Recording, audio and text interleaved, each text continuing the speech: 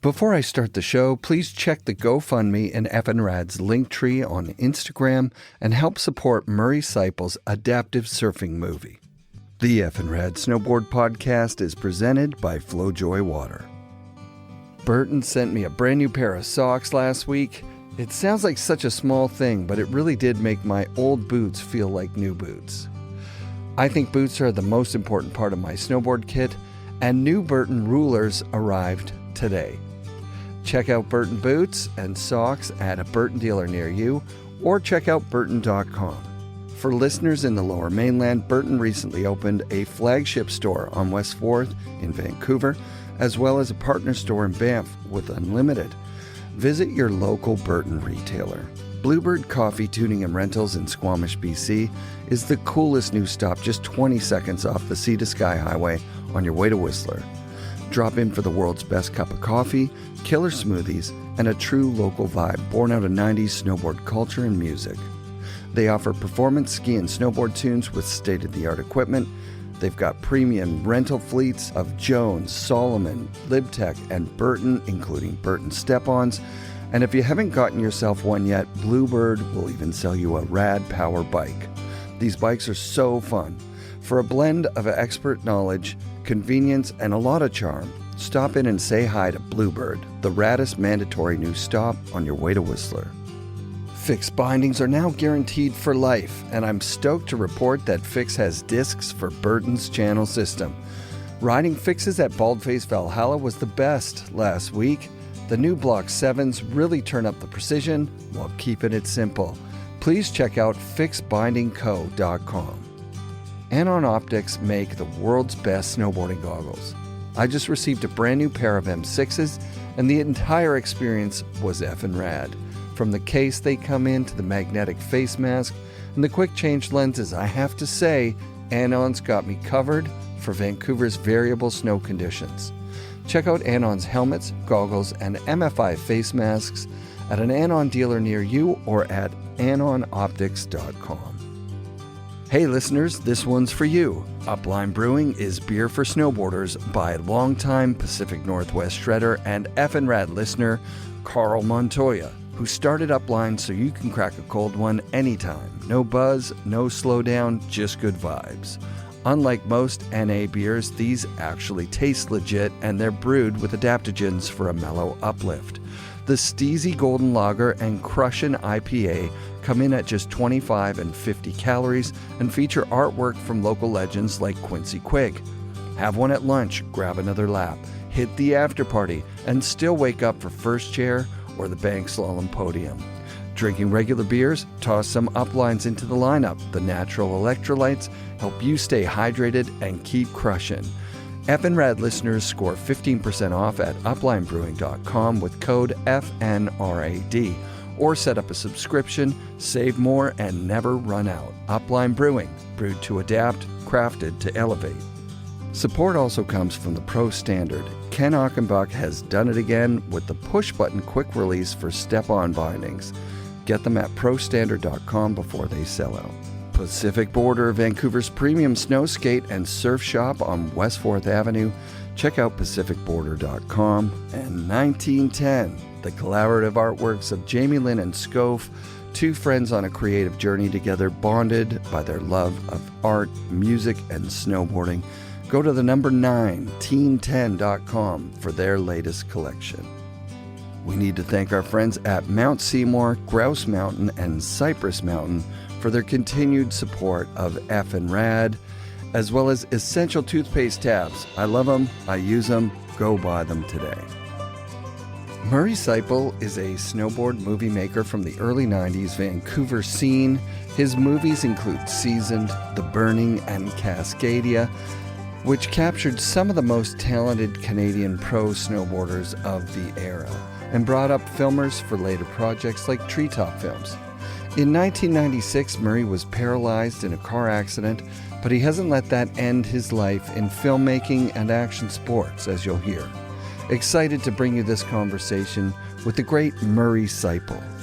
I went to Hawaii in May of 2024 to retire. Like, I was feeling sick and losing energy, and I called my doctor and I was like, oh, I think this injury is getting to me. So what can I do? And he's like, you can't stop. Like if you stop, you're going to get sick and you're going to die, or you're going to be heavily related or relying on hospital help.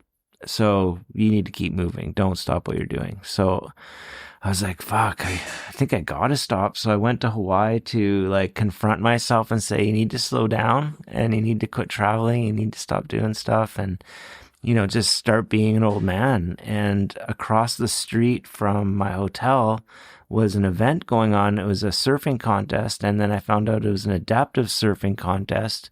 So I just barged the athlete's tent to check it out. And they were like, dude, when are you up? And I'm like, oh, I'm not here to surf. I just came to see what you guys are doing. And they're like, well, we'll get you in the water tomorrow. I'm like, what? I haven't swam in a decade, like surfing. I never thought of it. And then I looked around, everybody was like that bro mentality. They were like cheering each other on. Everybody was an athlete, but everybody was, you know, had some sort of disability from, you know, amputee. There was blind surfers. There was people like me as quadriplegics, paraplegics, and they were all stoked. And I hadn't been in that world for a long time. And, you know, here I am trying to slow down, and they signed me up to surf. And I didn't surf that time, actually, because the next day when they promised to get me in the water, the waves washed out and it was super windy. They were like, go to San Diego in September, and there's the US Open. You can go there, and there'll be people there to help you surf. And by the way, there's no one that's a quadriplegic on Team Canada, so you're like by default on Team Canada. And I'm like, holy shit, man, like I came here to retire, now I'm on Team Canada surfing. This is sick.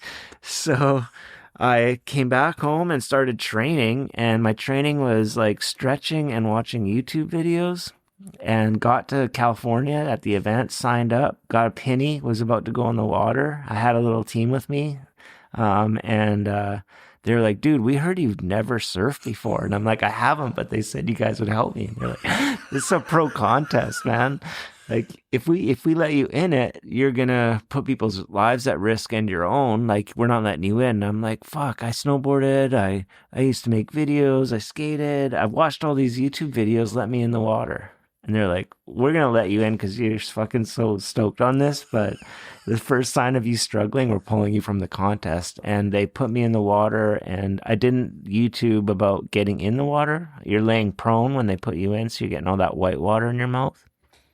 And I pulled myself out of the contest before that. I even got to the waves because I swallowed so much white water.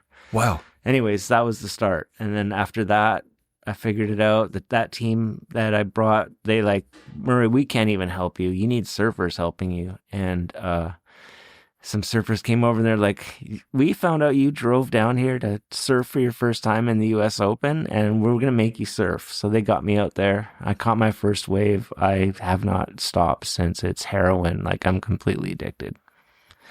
So yeah. I love it. Yeah. I love it so much. Yeah. Yeah. So I get to see this stuff, and we get to see it, your friends, on Instagram. And yeah, it's confusing because it's like, wait, is he going to New York to walk with a robot? He's going fucking surfing. Surfing just seemed like the last one that I would have imagined. Me too. I've always wanted to surf. You know, when I was filming snowboarding in the 90s, other people were going surfing once in a while. Alex Warburton was a big surfer, and I think Maury was going on some surfing trips, and I'd heard about it. I'm like, I'm not ready yet. I'm going to wait till I'm 30, and then I'm going to go start hitting surf spots. And then I got injured at 26, so I never got to surf, and I wrote it off. And then when I saw that contest in Hawaii, I was like, I'm in. I got to do this. And what I've learned is there's contests around the world that, you know, if you go to them, there's a huge volunteer resource there of watermen and people volunteering to help you get in the water and take care of everything. So now I know I can go anywhere in the world any month and surf. That's incredible. Yeah, except Tofino. I haven't done that yet. Really? There's no resources in... There is a surf school there that have an adaptive board, and they've taken some people out on it, but I haven't surfed cold water yet.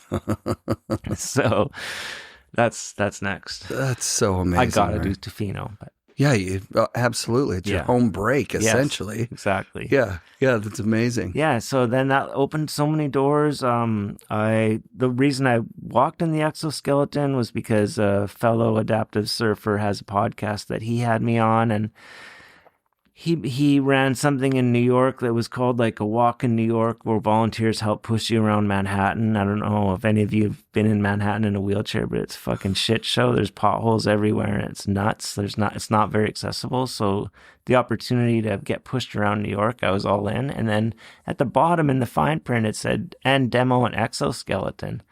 And I was like, that's the headline. Like, I'm going to walk in that exoskeleton. You buried the lead there, guys. Yeah, so I did that, and some other doors opened up. I went back to the U.S. Open this year, and I did live painting at it. I couldn't surf because I have torn a rotator cuff muscle, but I did 9 paintings on the beach.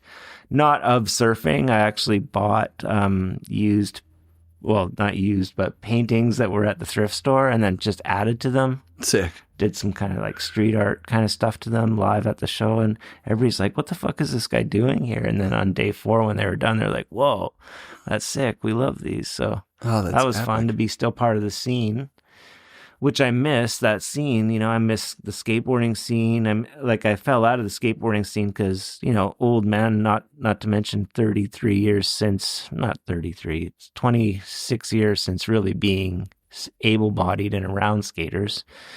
Snowboarding, I just passed on because once I got hurt, I was like, fuck, I've done enough snowboarding. There's other things to attack now. I have an art school background. I wanted to go for architecture, do more films, do painting, do sculpture, and I just left the snowboarding world behind. And then now surfing. It's amazing, dude. Yeah. So what's your first board sport? Is it skating or is it snowboarding? Well, I had a skateboard at 7 years old and Kamloops, but at that point it was like a little pinner board with OJ wheels from Kmart. Yeah. Yeah. Which is really funny because I thought I'd never see this board again. It was just a Kmart toy store board. And Seb had it in his garage. I went to Seb's house one day. Templar? Seb Templar. And I looked on his wall of skates. He has every fucking skate in the world, that guy. It seems like to me, at least every Canadian pro model. And then might be my board, but he had the model I rode at 7 years old, 1977, on his wall. So I skated, but it was like, we would like tandem. We would put plywood planks on 2 skateboards and roll down the hill. Did some hill bombing, but it was like pylons days then. If you could skate pylons and do spinning like 360s all day, that's what it was. Like you did some slalom through cones? Yeah, but it was pretty kid slalom, Right. And then I just didn't do it anymore. And then snowboarding showed up. And were you still in Kamloops at that point? Yeah, I was all in Kamloops. I born in Kamloops and left at 18. And where did you move to? I went to Vancouver to go to art school to Emily Carr. Emily Carr. Yeah. Down on Granville Island there? Yeah. Down on Granville Island. Sweet. Yeah. But I still snowboarded. I mean, I snowboarded, I think my first, in 1986, I had a Burton Free 6. Damn. Yeah. With, the typical Sorels with ski boot linings, that kind of situation. Yeah. Cants were coming in, like people were starting to use cants, and I couldn't get any, so I would unscrew my bindings and put trail maps under it. My cants were trail maps. That's amazing. I was just talking to Mark Fawcett. He was on a Baldface trip we were just on, and he's convinced me that I need a heel cant for my back binding, right? Like, so the opposite of a gas pedal. Yeah. Like a high heel or something. Yeah. And I'm going to be making one. I don't think I'll make it out of trail maps. He suggests making it out of plywood or whatever. So it's funny. When you see someone like Mark Fawcett who's taken it to such a high level. Yeah. And he's talking about the power to change your heel side turns with a cant. Sure. I'm like, I believe him. Yeah, might as well do it. The trail maps worked until after lunch, because then they'd melt and then your screw would come out at the top of the chairlift and your buddy would be pissed off. So when do you start going to Whistler? How do you meet like the Whistler crew that you wind up? It's a little hilarious growing up in Kamloops because at the top of Sun Peaks, you can actually see the Coast Mountains on a clear day. Oh, wow. And we'd be like, wow, amazing to get there one day. And there was this rumor that if you snowboarded or skied in Whistler and came back to Sun Peaks, your skis would delam from the salty snow on the West Coast. So we were like, oh, fuck that place. That is amazing. Yeah. Anyways, but there was some pretty rad old school snowboarders. Brett Tippy was always ripping up there. Yeah. I ride with him still to this day. Good dude. I was on his football team, and that was pretty amazing. And then to see that guy snowboard, man, he was just a rocket. Like I never saw him turn ever. He just was a straight shooter all over the place. Still is. Yeah. Wow. Anyways, yeah. So then it was moved to the coast and go to art school, and I was in film and video, and my friend Glenn Wall, who just actually passed away this summer, R.I.P. Glenn, he met Jay Ballmer. Jay Ballmer asked Glenn if he knew anybody that could help make a snowboard promo video, and it was for NFA. Sick. And I was like, I ain't doing that. I make experimental films. I love that you're like, I'm not doing it. And they were like, oh, but it's they'll give you free clothes and it's heli trip.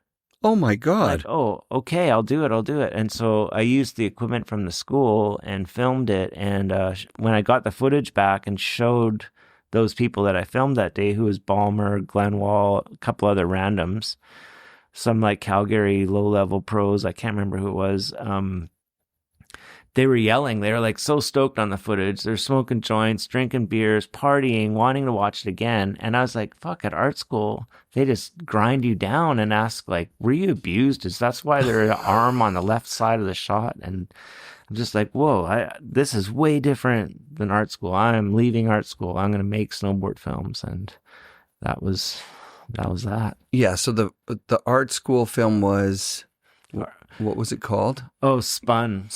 And is it similar to Seasoned in there's like like skate, snow, and maybe even some BMX? It had the NFA blockbuster in it, so skateboarding. Yep. And it had some other random skateboarding, some Whistler Bowl, and a lot of snowboarding. And it was a bit on the experimental side, so actually playing it back, some parts are unwatchable because I did some wild editing in it, and I didn't know what I had. I was more excited about, smoking a lot of weed and then being in the editing room all night. Yeah. I was tripping out, honestly.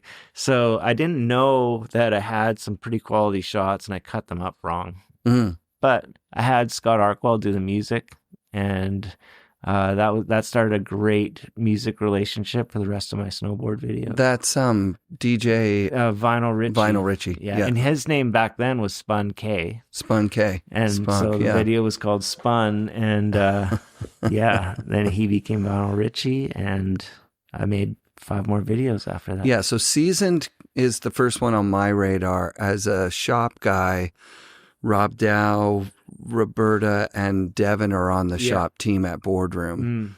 And so we carried Seasoned, and we played it all the time. Sure. So I can't remember the music, but there was good music in it too. Yeah, so the music at Season was kind of like I ran it by Scott. He didn't give me the music for that one. I was when Season came out, I was like, I've got to find my own voice here in the snowboarding video world, and everybody's watching the California videos, and they're all using those bands, and I got to get Canadian bands. I'm gonna have only Canadian riders. I'm only gonna have Canadian bands. Cool.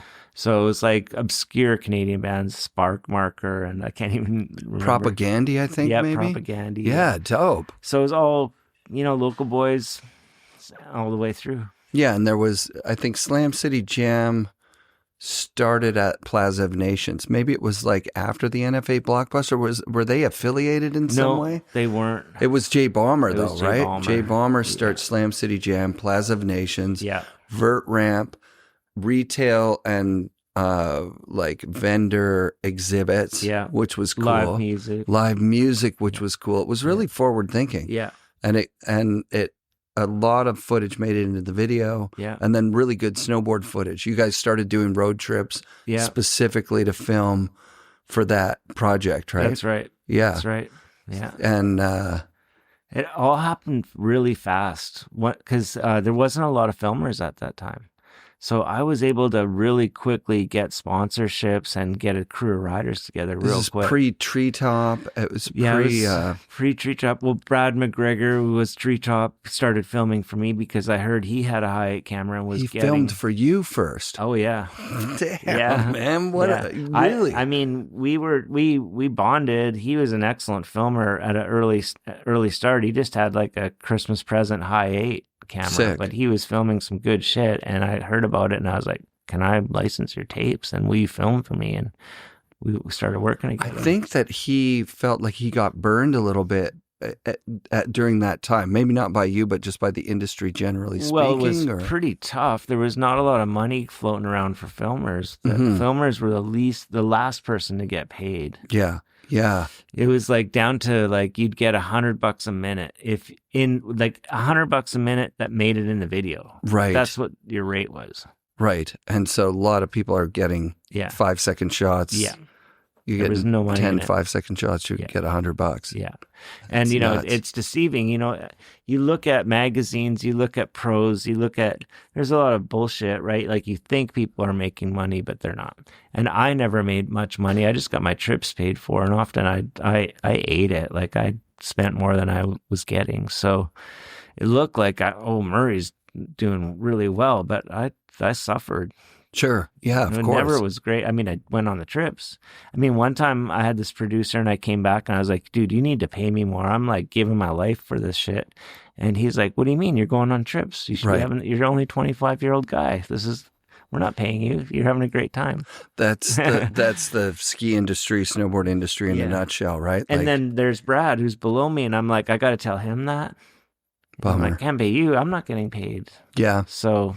Yeah. You know, here he is stuck in Whistler filming stuff, but I'm going to Chile or to right. So he's like, well, I'd want to do that. You're like, well, that is the pay. Yeah. That's what I'm getting paid is that I got to go to Chile. Yeah. Yeah, that's and crazy. then he eventually got to go, and I think I helped him start learning 16 millimeter, and then I got hurt, and he took it from there and started Treetop. So you did... spun, seasoned. What was the one in between that and Cascadia? Full color. There's two more. Full color. And the burning. Yeah, so seasoned was rough around the edges. Yeah. Full color was like pretty pro. Yeah, it was way more polished. The burning was incredible. Thanks. Yeah, and then Cascadia was its own. It still lives in its own genre. Yeah. Of any snowboard film that's ever been made. Nobody else has made a... Cascadia really focused and laid all my bets on big backcountry riding. I felt like we really needed to expose Canada's. That's what we're good at. Mm-hmm. Like there was a lot of handrails going on in the California videos. And I'm like, we don't need handrails at Whistler. We got Whistler. Yeah. We got the backcountry. We got cat access, heli access, snowmobile access. I'm showing big turns. And if it's just a grab off a cliff, that's what we're showing. And turns after. Yeah. Yeah. When did you go to Tahoe and spend time at Noah's? That would have been for the burning. That would have been 95. Right. So you're at this point, now I can understand because you had a bit of a art school bravado that wasn't, like a lot of us in the snowboard scene were scrubs. We were, rice and ketchup guys. I'm living in a basement suite under the stairs. And not that kind of vision of someone who's just come out of art school that's got like a calling. You had a calling happening, right? Yeah. So the burning, who are the athletes in that? Who are the main guys? And burning, well, skating was like Alex Chalmers, Jeff Logan, a lot of RDS boys in there. Yeah. Like Sluggo and Colin and snowboarding would have been like Mikey Orr, Al Clark, Sheen Campos, I think some Rob Dow, Devin, a lot. It was a full, people didn't get whole parts. There was just a lot of people in the videos. There was a lot going on and good music too. You went away from Canadian well, music that's when Scott point. Arkwell stepped in and he had the idea. He's like, why don't we just play the records live at the premieres? So he would come to the editing studio with 2 turntables and crates of records, and I'd show him a rough cut, and he'd like get the feeling for it. And he's like, how about this track? And I would just trim a couple bits, and then he would adjust a pitch, and he'd make the songs fit.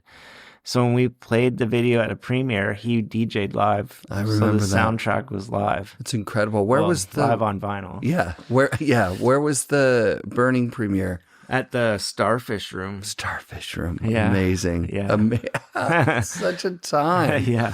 And all through this, and maybe it's a part of the art school kind of vibe. There's like a lot of drinking, a lot of smoking weed. Sure, there was a lot of both. Yeah. A lot of both. Yeah. I smoked. I regret it. You know, like I didn't have a problem with it back then, and I was like, Snoop smokes a lot of weed and he's doing business. Yeah. So this can't be that bad. But now that I think about it, I'm like, maybe not for me. Maybe Snoop is a unique individual and he managed to pull that shit off. I probably missed some cues and highway exits from smoking so much weed. Like we had grow-ups because we smoked so much weed. Right. Yeah. Yeah, and snowboarding, especially on the west coast of Canada, there was a lot of crossover between the weed culture, pot selling, exporting to the States. There was a lot of that going on. Because there was a lot of money coming up from California, Hawaii. You used to be able to get like $2,500, $3,000 Canadian a pound back then, right? The Hawaiian guys were paying $5,000 US. That too. It was insane if you could get that market. Yeah. And so those people would be snowboard adjacent. Some of them were like pro snowboarders. Yeah. Like, so it was an interesting time because there's money coming into it from the corporate side of things. People want to pay for team riders, videos, photo shoots. Yeah. And these guys are also, law adjacent. They're like, whatever, also going to make money in the summer selling weed or creating a trade route with Hawaii or something. And there's crossovers too, like the people that were making money from the corporate sponsors and prize winnings and stuff like that was going into grow ups because they were leveraging it to make more money. Very lucrative. Yeah. Right. You could a good opportunity. Yeah, you could continue to snowboard if you had a couple of light shows going. Yeah. But now I can't even I take a toke off of a joint and I can't even read a fucking stop sign. So I stopped at a crosswalk and waved the guy on the sign across the road. No shit. I was just so high. I'll go to the weed store just so I can ask what the lowest THC weed they have is. CBD weed's nice. And they laugh at me. They're like pulling drawers open. Like, can you check in the back and see if you have any of that low weed? Because everybody wants like the wheelchair weed. Shit. Yeah, literally. Terrier and Nico up in Banff were smoking weed. And I'm like, I don't know, how strong is it? They're like, it's 50-50 tobacco. I was like, oh, I could probably handle that. Sure. It is strong weed. I mean, I started smoking weed because you'd smoke weed and it was hilarious. You'd go to the grocery store and laugh your ass off and then run out the back because you saw your teacher. Totally. Like now you smoke, I don't know what's going on in people's minds that are smoking that weed now. But like I said, I smoke it. I'm lucky I don't fall out of this chair, like it's too much. I smoked it one time just on a random Saturday afternoon. And I live in a co-op and there's a yard out front and kids playing in the yard with the parents and stuff. And I found myself crawling on the floor under the window so people couldn't see me. And then I was like, the fuck am I doing right now? I am so high. This is legal. Like, I'm not doing anything bad. Why am I? When they legalized going on? I was like, we need to make illegalize it shirts right away. Illegalize it. Yeah, because it was more fun when it's illegal. You know, like having it illegal made it fun. Totally. And I also noticed like driving got weird. Not my driving, other people's driving. I'd see people walking across the crosswalk all fucked up. I'm like, man, this weed legalizing stuff's kind of fucking up the community. I think the phones too, man. You notice the phones, just people are so entitled, just walking. Now we've got these electrified skateboards and little bikes and scooters going cross court across every intersection. Guy standing on a one wheel, like with a spacesuit on, just God. It's causing destruction. Yeah, it's a lot. It's a lot. It's crazy. Yeah, we've gone crazy. I've found in my own life, I'm like, when I was a kid in high school, I was like one of 3 or 4 skaters that took it seriously in our high school. You know, there was 20 of us that did it, but 3 or 4 of us that called ourselves skaters. Sure. And along with that kind of went sort of like, I don't really care if you're mad at me, teacher. Like, who cares? Like, this is stupid. Yeah. There's a world out there that isn't this. And I think nowadays that's everyone in the class. So like if it was one guy in my high school class as me, I can't even imagine what it'd be like if it's everybody. Well, I just talked to I don't know if they call him a PA or a TA these days, but she works at a high school and she says it's weird. She comes into the class at 9 a.m. and it's dead quiet because everybody's looking at their phone. Like he used to come into my class and she'd be like, shut up. Yeah, it's chaos. Everybody, the office. Yeah, to the office, totally. And now that they're trying to wake people up, get off their phone. Yeah, my kids went to school through the time where teachers had to come up with a strategy for you. Some teachers would still say, you need to check your phone at the door, put it in that cubby, don't touch it while you're in my class. Sure. But it sounds like most teachers have just given up on that. Just given up on it. It's too bad. I mean, I don't know, is it? It's kind of like we grew up in a time where having a calculator in math class was like cheating or something. Yeah. They're like, don't use your calculator. I mean, they should be smarter then. They should know more. They should have more culture. They should have a bigger range of music. You know, they have all that access, but it seems more mainstreamy than ever, even though they have access to all this history and info and culture. Yeah, my kids are pretty good. My daughter became a DJ a couple years back. Nice. And so the progression there for her was she found her music. She likes 90s hip hop, which is dope because that's fucking awesome. And then in learning the history of it, she's like, well, I want to spin vinyl. Sure. Which is, nobody does that, you know, out of her classmates. And that's the thing is now becoming a DJ, you go to a DJ school. Right. Where half of it is the technical aspect of learning how to DJ, and the other half is like the community. So the school actually, it's so smart. They set up these gigs for their students. So like as soon as you can piece together a few transitions and you have a good background in music, you can go DJ for 2 hours at an arcade somewhere where they're saying, oh, there's a live DJ. Right. And the school gets paid $200. Nice. The student gets paid $100, right? Yeah. And it just, and you're like, you're a student and you're playing live for like the general public.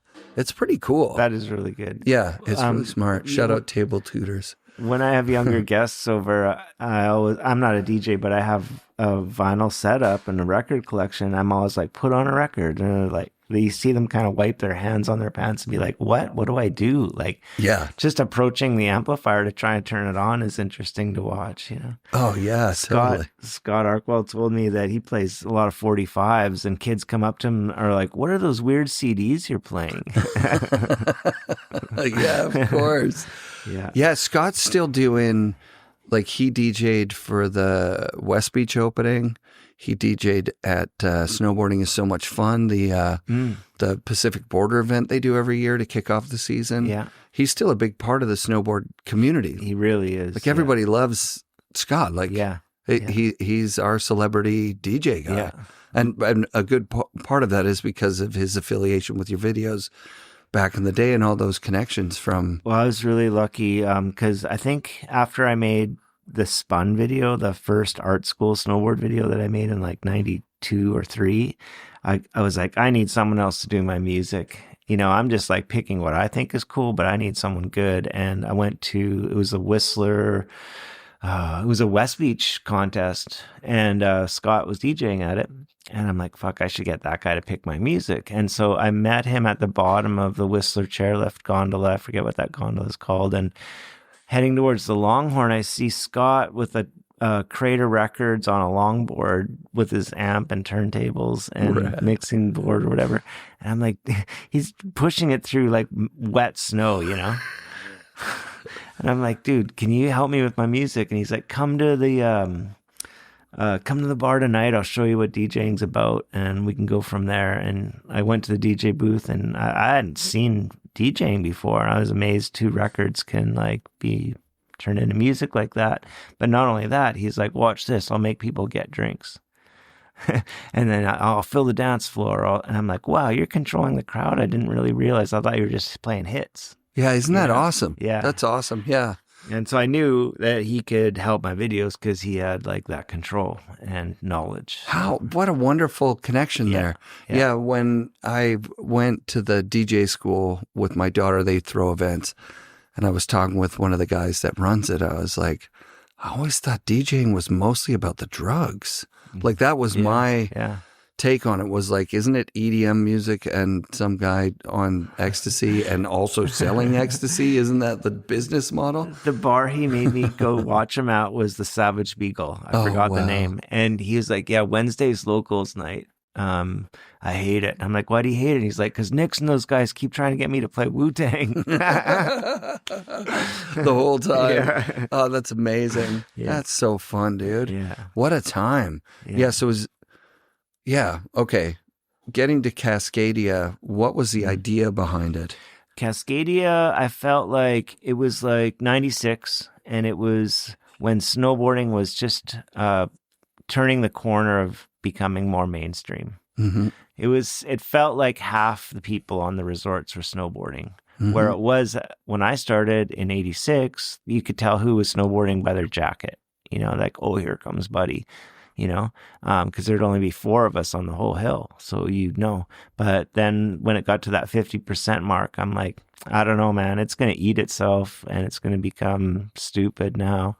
And then I heard it got into the Olympics for the first time. So I was like, oh, yeah. So my video's idea was to be like the death of snowboarding, where sponsors killed riders, where riders killed each other, where nature killed riders. So it was like the death of snowboarding. Cigarettes killed snowboarders. So that was kind of the idea behind it. And so I went and I wanted it to be horror movie-like. Obviously, people are getting murdered in it. And it's kind of a weird, culty classic now because it doesn't make much sense, but it's fun to watch. And the reason that it's like that is because I'd actually hired Sean Kearns to do the narration, and he didn't show up.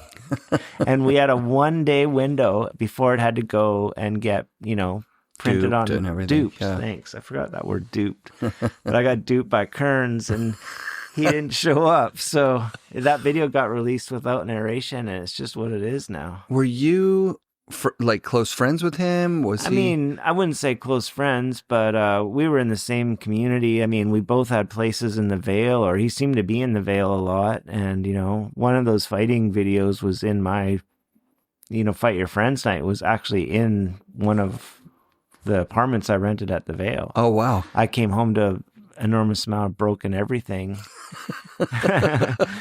So like we were close enough, you know. I think Johnson tried to fight me outside Tommy Africa's one night. Yep. Can't remember why that didn't happen, but we were about to go, and yeah, like we were there. We were all in that same crew. It wasn't that big of a scene back then. Right. So I'd really tried to nail him down on it. I had the feeling it might not happen, but it didn't happen. And what was the narration like? Like, who wrote it? You wrote I wrote it. It was kind of in the theme of Goodfellas. Cool.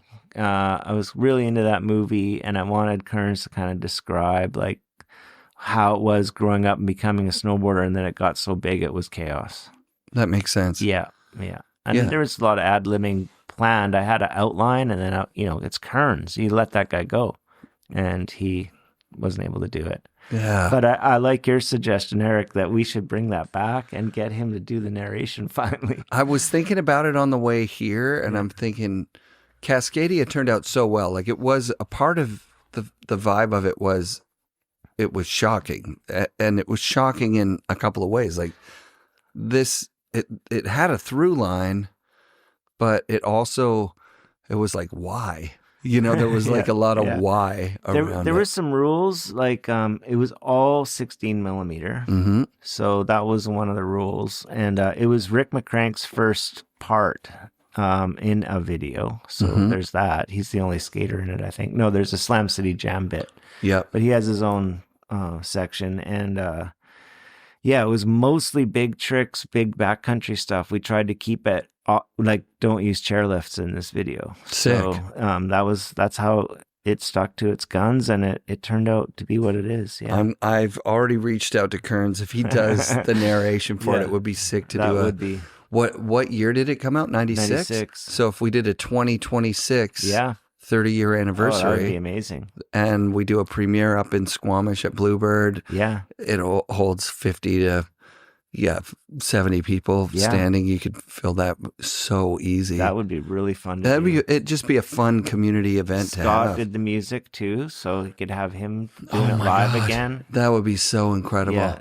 It would, there's something in that video that's funny too, is Scott had a lot of sound effects on vinyl. And they were all like goofy comedy or like animation sound effects, Yeah. So if I could find one that matched a rider, I would put it to their part, So in the background, there's like dice rolling, there's babies crying, there's like all sorts of weird.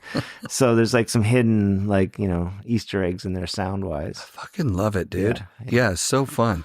And it was so like outside of normal. Yeah. But then it was kind of tragic because it was like this horror movie where people are fucking getting maimed and killed. And then it was that winter season that it came out that you got hurt, right? Yeah, the end of snowboarding, the death of snowboarding. It's weird how that worked out. Yeah, I remember people saying it was eerie. Yeah. That it was like an eerie feeling. Yeah. This is the movie he put out. Almost like I jinxed myself, Like, well, that's what people were kind of putting it, like you jinxed yourself. And laying in that hospital bed, paralyzed, looking out the window. It was in Kamloops and seeing this.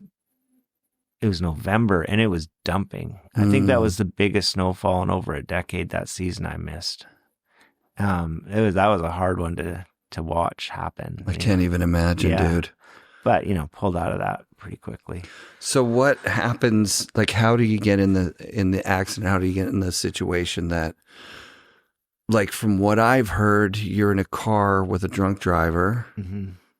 What are you doing up in Kamloops at that point? Cascadia is the reason. So I made that film, spent every dime I had, and racked up all my credit cards and went to the producer to say, like, hey, like, all that sponsorship money, I need it because I gotta pay people, myself, and my credit cards. So, like, it was at the time where when you had a credit card, they would phone it in and get a PIN number to prove it. Like they didn't have a machine to do that. Some places had a machine, but everywhere else had the carbon copy check.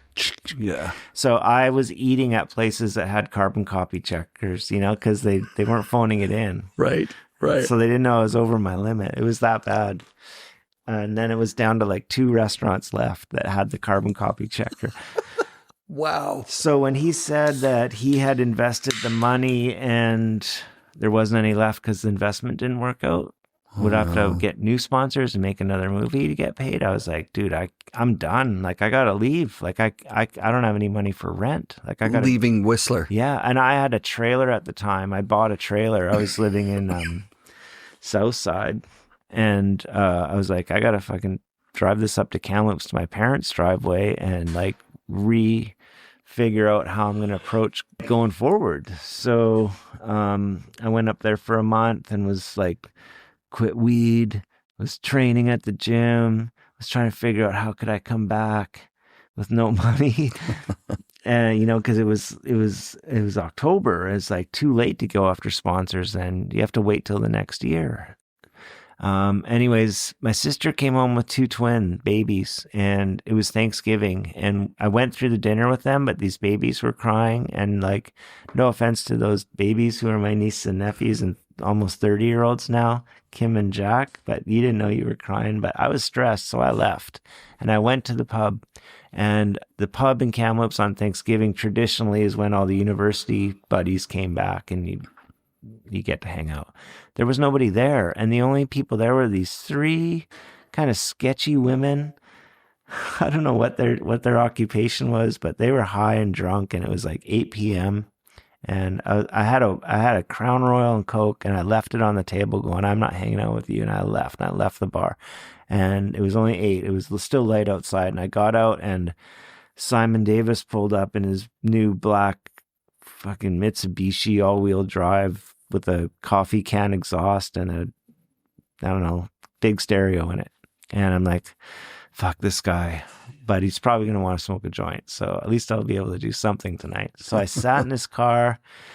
And then he's like, get in the back because our other friend Roger's coming. I'm like, okay, what are you guys doing? And he's like, we're taking you to a party. And they kind of were hijacking me, like funny hijacking, like a prank. Yeah. I'm like, I'm not going anywhere, man. I'm still in this training mode. And fuck, next thing you know, Roger sits in the passenger seat. I'm squished in the back seat of this little car. And Simon just peeled out. And he peeled out so fast that by the time we were out of the parking lot of the pub and turned that corner to get onto the highway exit, he was doing 80 kilometers an hour and hit a barrier that prevented cars turning down onto the highway from flipping over. And we hit that barrier and flipped over on the roof and skidded down onto the highway below. And because I was in the back seat, I broke my neck because my head hit the roof.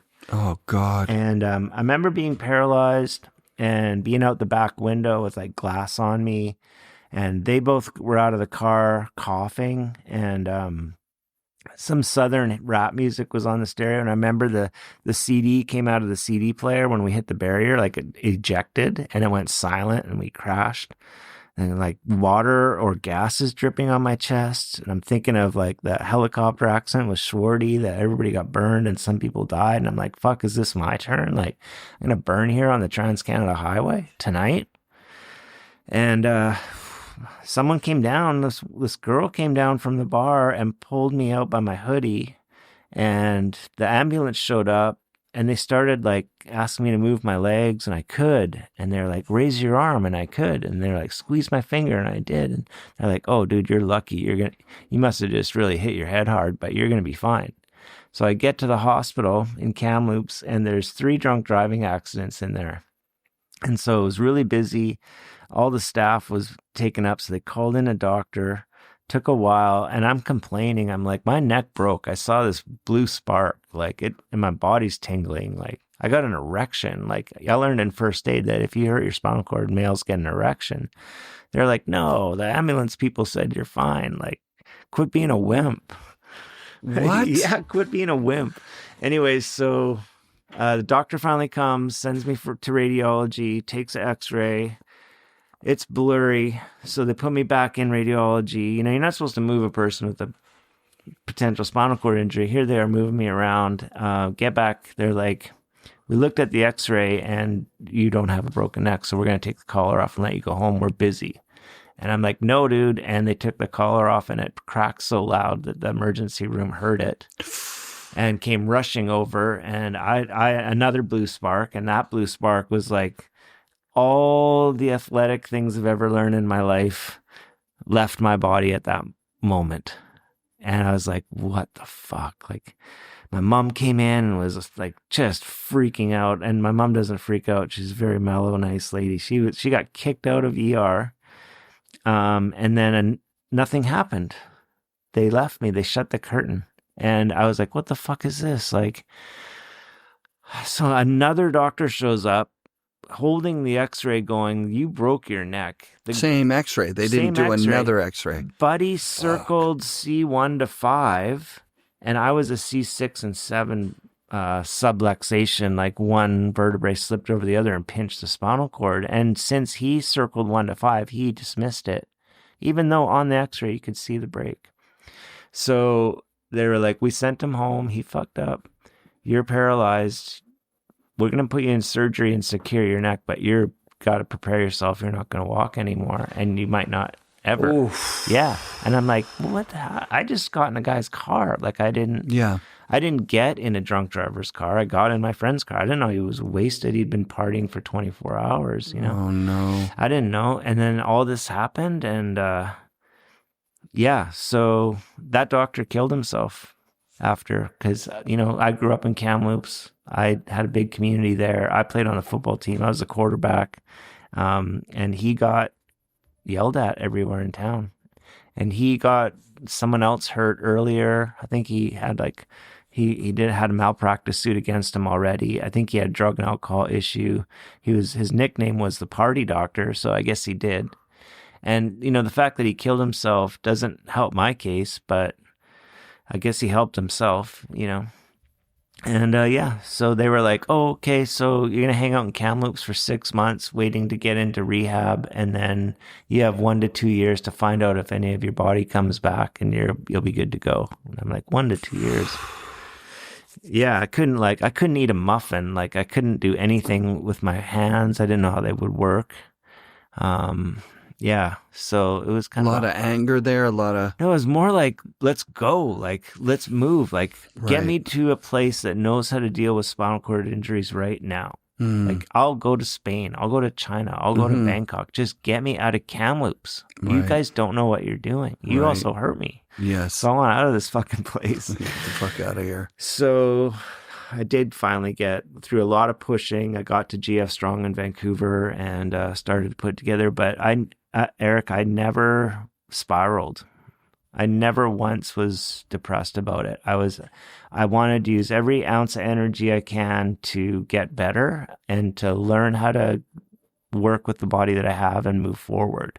I felt any form of depression would eat energy and take away from healing. And I'm glad I had that mindset. I mean, of course, there was tears and there was loss, but there was hope. I mean, I had 6 years of university education. I had all this athletic skill to lean on, all that discipline from football and growing up in a redneck town, fighting and fishing and hunting. And, you know, I wasn't going to like let it beat me after all that. So I didn't. And, you know, I used all my skills to continue on and be even still doing art, still making films, now surfing. And I don't even know what else is still ahead. Right. So it's so inspiring. It's crazy. Sorry, one thing though, like laying in that bed, like, you know, some nights tearful, I would look at the wheelchair that they left for me and I'd be like, directors use chairs.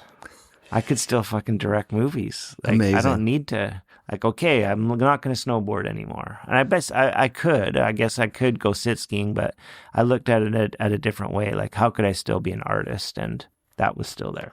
Yeah, because for most guys that push into film, I don't want to say all, but like a good portion of them are like aspiring pro snowboarders or guys that are like want to stay in the industry. They love it. And they know, okay, I'm not going to be a Devin. They've seen Devin, they go, you know what, I could be a filmer. Yeah. I could be a movie producer. Yeah.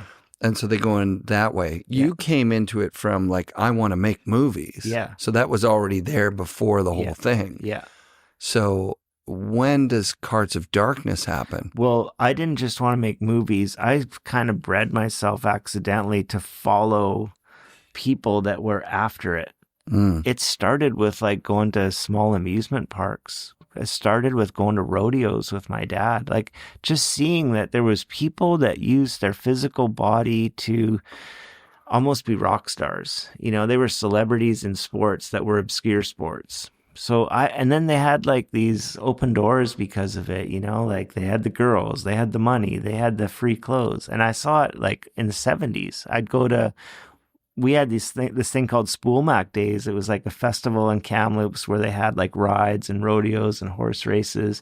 But then they had like a 9-foot wide skinny BMX vert ramp with these kids from California doing like some spin tricks and stuff. And even some skaters, roller skaters at the time. And I was just like amazed that there was entertainment like that. And I think I've pursued it the entire time. I'm just like looking at people that are enjoying the ride and I want to document it. There's an outsider community there that I completely connect with.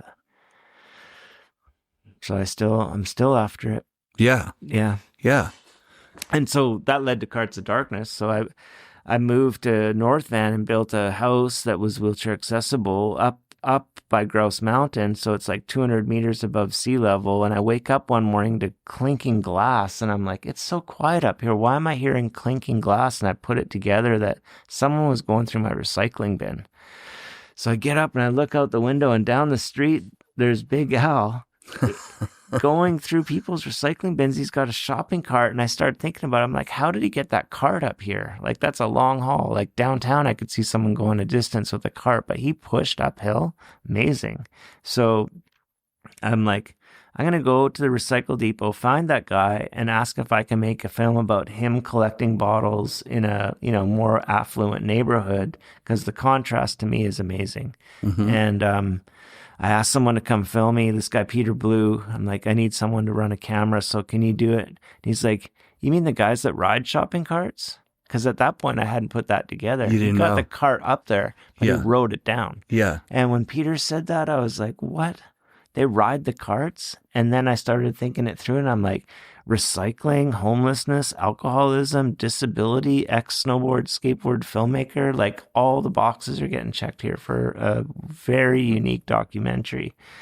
And I approached Big Al, and he saw me in a wheelchair come up to him. One, no one had asked to film him before. His story was dying to be told. Like, he was just waiting. And then because I'm using a wheelchair, I was like him, he thought, an outsider. So he opened his arms and was like, yeah, buddy, put my shopping cart in your van. Let's go up Mountain Highway and give her. And I'm like, okay, fuck, this is on. And he went 67 kilometers an hour. It's unbelievable. Because that's the size of the wheel and that's the max speed. So we did it again. And I'm like, okay, this is a film. Like, got to get this going. And that's incredible. Did you write a script for it? Well, I didn't at first. I was, Bum Fights had just came out. Oh, wow. Yeah. And I was like, hey, this is like bum carts. I'm going to make bum carts. And I didn't know what I had yet. And the National Film Board found out a person with disability was making this film. And they called me in and they're like, we're going to greenlight your film if you change the name. So what was the name of it at the time? Bum Carts. So I was like, okay, I got to scramble here. So I was Googling like things that rhyme with carts. And one of my big inspirations has always been Apocalypse Now. So I was researching that. And it's based off of Joseph Conrad's novel, Heart of Darkness. And his wife made a documentary during Apocalypse Now called Hearts of Darkness. Yeah, and Sophia Coppola. Hearts right. of Dark. Yeah. Her mom. I forget her name. Damn. But yeah, so Carts of Darkness. Perfect. So sick. Yeah, because I went to the premiere of it at the North Van amazing Rec premiere. Center. That was Holy sick. shit. I've got goosebumps thinking about it. Nothing in the film festival world in Vancouver has ever had a premiere like that. People yelling to get it going, It was incredible. I remember Tosh Osaka just yelling like, get rid of the fucking canoe, because they brought out a huge canoe on stage, like First Nations canoe, because the previous film was something about it, and so they had the actual canoe there. And Tosh was like, get the fucking canoe off the stage. Oh my God. Anyways, and it was packed. There was a lineup there. People couldn't get in. I think it sat 800 people. My parents were there. We smoked joints out front. I was high. It was incredible. They were like, can you give the Q&A? And I'm like, nope. You didn't do a Q&A after. But yeah, what a show. I'm glad you're there. Thanks. Yeah, no, thank you for making it, because it was like you'd disappeared for a while from our scene, for sure. Yeah. I mean, I think I'd seen you at a party or two, maybe around that time. Sure. Pre-carts. Sure. But then, and the movie was so personal. Yeah. You put a lot of yourself in that movie. Yeah, well, thankfully the producer, Tracy Friesen, she passed away too now. She told me, because I was struggling with it, I'm like, they were kind of, at the NFB, they were a little bit accusing me of just being a skateboard filmer. Like, they were like, it's just some film by a snowboard guy. Like, it's not a real film. And she's like, if you want to beat that, you're going to have to make a film with these guys, not about these guys. And that was a turning point. I was like, okay, I get it. I got to put myself into this. Right. I had to put my story into it. I still held back. Like, I never really dove into like what my history in it was, but I did go on camera with them. I did be part of it, I'm not going to give away the ending, but I got in it. So, I really became part of their lifestyle, and I invited them into mine. And there's a moment in that film that I'm trying to find a word that's not haunt, but it haunts me. But it's informed my thoughts about inclusion. Right. Especially where there's a homeless guy who's given a home, and then you're in his new home and you're thinking, you know, I don't know about other people, but myself, sometimes I'll look at people and go, well, if I was in that situation, what I would do, I'd set up a lemonade stand and then I'd pick cherries over here in the Okanagan and I'd sell them and then I wouldn't be homeless anymore. Yeah. But I'm not them and I don't have their history. I don't have their challenges. Yeah. And you go in this guy's house and it's not a house.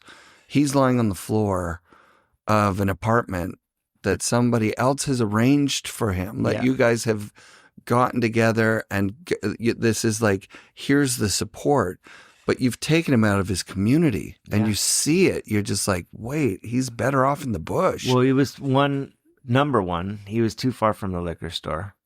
So you couldn't walk to it. And the bus drivers quit letting him on. So that's why he left that place. But he also had nothing. So in a scene where he's in that place, in an empty apartment, he's got like a pair of socks, one country and western novel, one cigarette, a spoon, and that's it. And you think, I'll bring him stuff, but he doesn't want your stuff. He doesn't want it. And you think like, oh, what about a TV? Well, then he has to sign up with the service. He's not going to do that. What about a phone? Well, he's not going to call the phone company and get a phone. He doesn't have ID. Nothing. He doesn't have an income. He can't pay bills. Right. He doesn't even know what to do with the address. And, you know, the reason he's there, it seems solvable, but he is traumatized from an early age, you know, and most of them were traumatized very early or fetal alcohol syndrome. In his case, I didn't expose it in the movie, but he was 15 and learning to drive, and he begged his parents to let him drive to the hockey game, and he crashed the car and killed his parents. Oh. So he said he went straight to the liquor cabinet and never closed the doors since, right? So he's been alcoholic for 25 years at that point, every single day, drinking a bottle of goof, as he called it. Bottle of goof. What characters in this shit. They're so endearing. Like the whole thing just, it feels very skateboard, snowboard culture adjacent. Sure. These guys are surviving outdoors with a smile on their face and in a small community that has each other's backs. And they're doing something really cool with the cards. Oh, it's insane. And there's a bunch of bravado there and who's the best at it. And totally. Technical, like which carts and all that kind of stuff. It's so fun. It's such a fun and important movie. Yeah. Yeah. And so when I've also heard a podcast on curb cuts. It's something I wouldn't have thought about at all. Sure. It's on 99% Invisible. And it gives a bit of a history about curb cuts because pre-curb cuts, if you had a wheelchair, you were fucked. Yeah. You couldn't get on a sidewalk. Yeah. You're going down the fucking road. Yeah. People are buzzing by you. Yeah. And like the height of a curb is not conducive to a wheelchair. It just isn't. Unless you're like extreme, you know, unless like you're a extreme. very strong paraplegic that can just do that shit. Right. But, you know, even though curb cuts that they have, unfortunately, even today, they're not helpful. No, yeah, a lot of them are. That's what they were talking about was like a lot of them are kind of lip service, right? Yeah. Like so we pass laws as a society that we want to make places accessible. Yeah. And I think in that they also talk about handicap parking spots, right? Sure. Because if your parking spot's not wide enough to get your chair out of your car, you're trapped. You can't get out. So then you're fucked. That's right. And it talks about how like it took somebody saying like, look, we cannot exclude these people from everything we fucking do. They're able-bodied people, but our landscape, our terrain isn't available. It doesn't make it available to them. No, I quit doing it, and I might do it again if the need arises. But I have a van that I drive, and if someone didn't have a wheelchair tag in their window, in their mirror, I would move their car with my van. I'd shove it forward into the ditch. Did you ever get in trouble for doing that? Well, one time this lady ran out going, "Don't do it. I'm here to pick up my mom." And she had a legit excuse. It was in front of the Vancouver Art Gallery. She parked in front of it in the parallel spot that I rely on because there's like 3 in the downtown core of Vancouver. Right. And here's this car without a tag hanging. I'm like, I'm fucking moving this car. So I just pushed it forward out of the way. And because I have a V8, so I'm going to be able to do that. And she comes running out mid, pushing it out of the way, yelling at me. And I'm like, oh, what's this going to be about? And she's like, my mom's elderly and needs to get to the car. So I was just temporarily doing it. You know, everybody says that, right? Everyone. Yeah, And of so, course. yeah, of course she had an excuse. And yes, she should, but that doesn't mean take the one spot out of 3 that are in all of downtown Vancouver to do that, you know? Right. Put your hazards on and pull up the curb or whatever. But yeah, I mean, it's a wheelchair on the sign, not a fossil. So like, you need some fossil signs, I guess. Old people spots, some bowel, family spots, bowel spot. Like you got bad bowels, you need a spot. Okay, well here's one close to the restroom. Give me a spot like far away. I just need to be able to get out. I'll happily wheel around. Right. I need to be able to get out. Yeah, It's not the closeness that you're about. It's the width, the ability to get out of your vehicle and go about your day. Yes. Yeah. It's not there yet.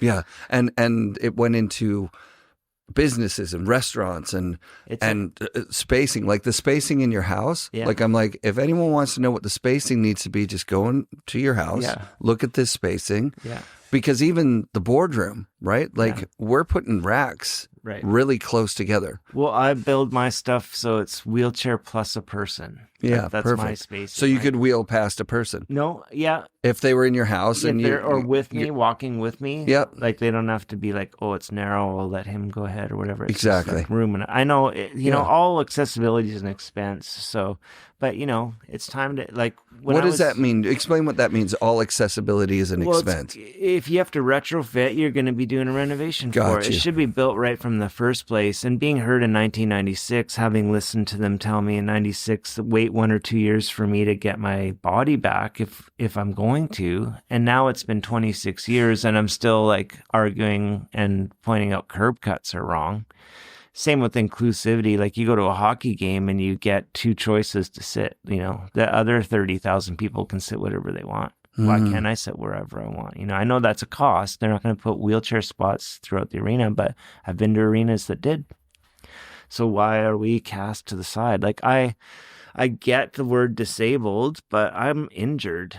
You know, I'm actually, I should be called an athlete because trying to live with like 12 muscles left, everything that you've got above your chest and 2 forearm muscles, and that's it. That's athletic, man. Like try traveling the world with that. You can't use your hands. You can't walk. You can't use stomach muscles, no back muscles, and we're going to send you around the world. Go try it. You know, that's athletic endeavor. Absolutely. So the fact when they say disabled, you know, it's different from a lot of, you know, you're not born with something. You didn't acquire a disease. Like if you break your leg, you're not disabled. Right. I broke my neck, but I'm disabled. Like, you know, and I look a lot of able bodies and I'm doing far more. So why am I in the disabled category? It's upsetting, you know. You know what's disabled is like society. Disabled is buildings. Disabled is poorly designed curb cuts. Like I'm here doing everything I can to live the best life, a full life, express myself through all these different art forms. But it's the buildings and the infrastructure that's disabled. Absolutely. So it's I remember you were telling a story about your art show, your own art show.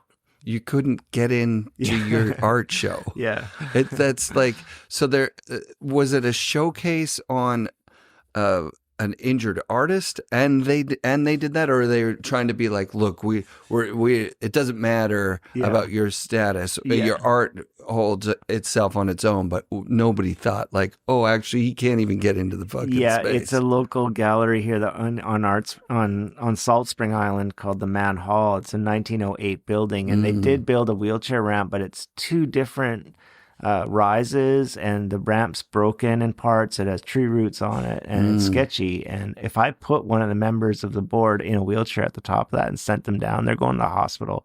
So I don't know why they would expect me to be able to go up that. Plus, it's an old design, that building, and it has a mezzanine. Half the art is up on the mezzanine, which I can't go to. So I recently had a piece in there and I specifically asked it to be on the mezzanine, so I didn't have to talk about it. Oh, nice. Yeah, well, you know, it's a joke, but if people ask like, Murray, do you have anything in here? I'd be like, yeah, it's up there. Nice. Go check it out. I'll wait here, you know? Yeah, Why are you waiting here? I'm like, well, it's not accessible, this building. So Right. So have you taken that on as a personal crusade? Have you joined any groups that are fighting for better curb cuts, that kind of thing? Because I'm sure there's got to be a community that's working on this like 24/7. I think like being able to discuss it like I am right now on a podcast and through other media forms I've been involved with, like that's my best opportunity to expose the issue that's still being outstanding.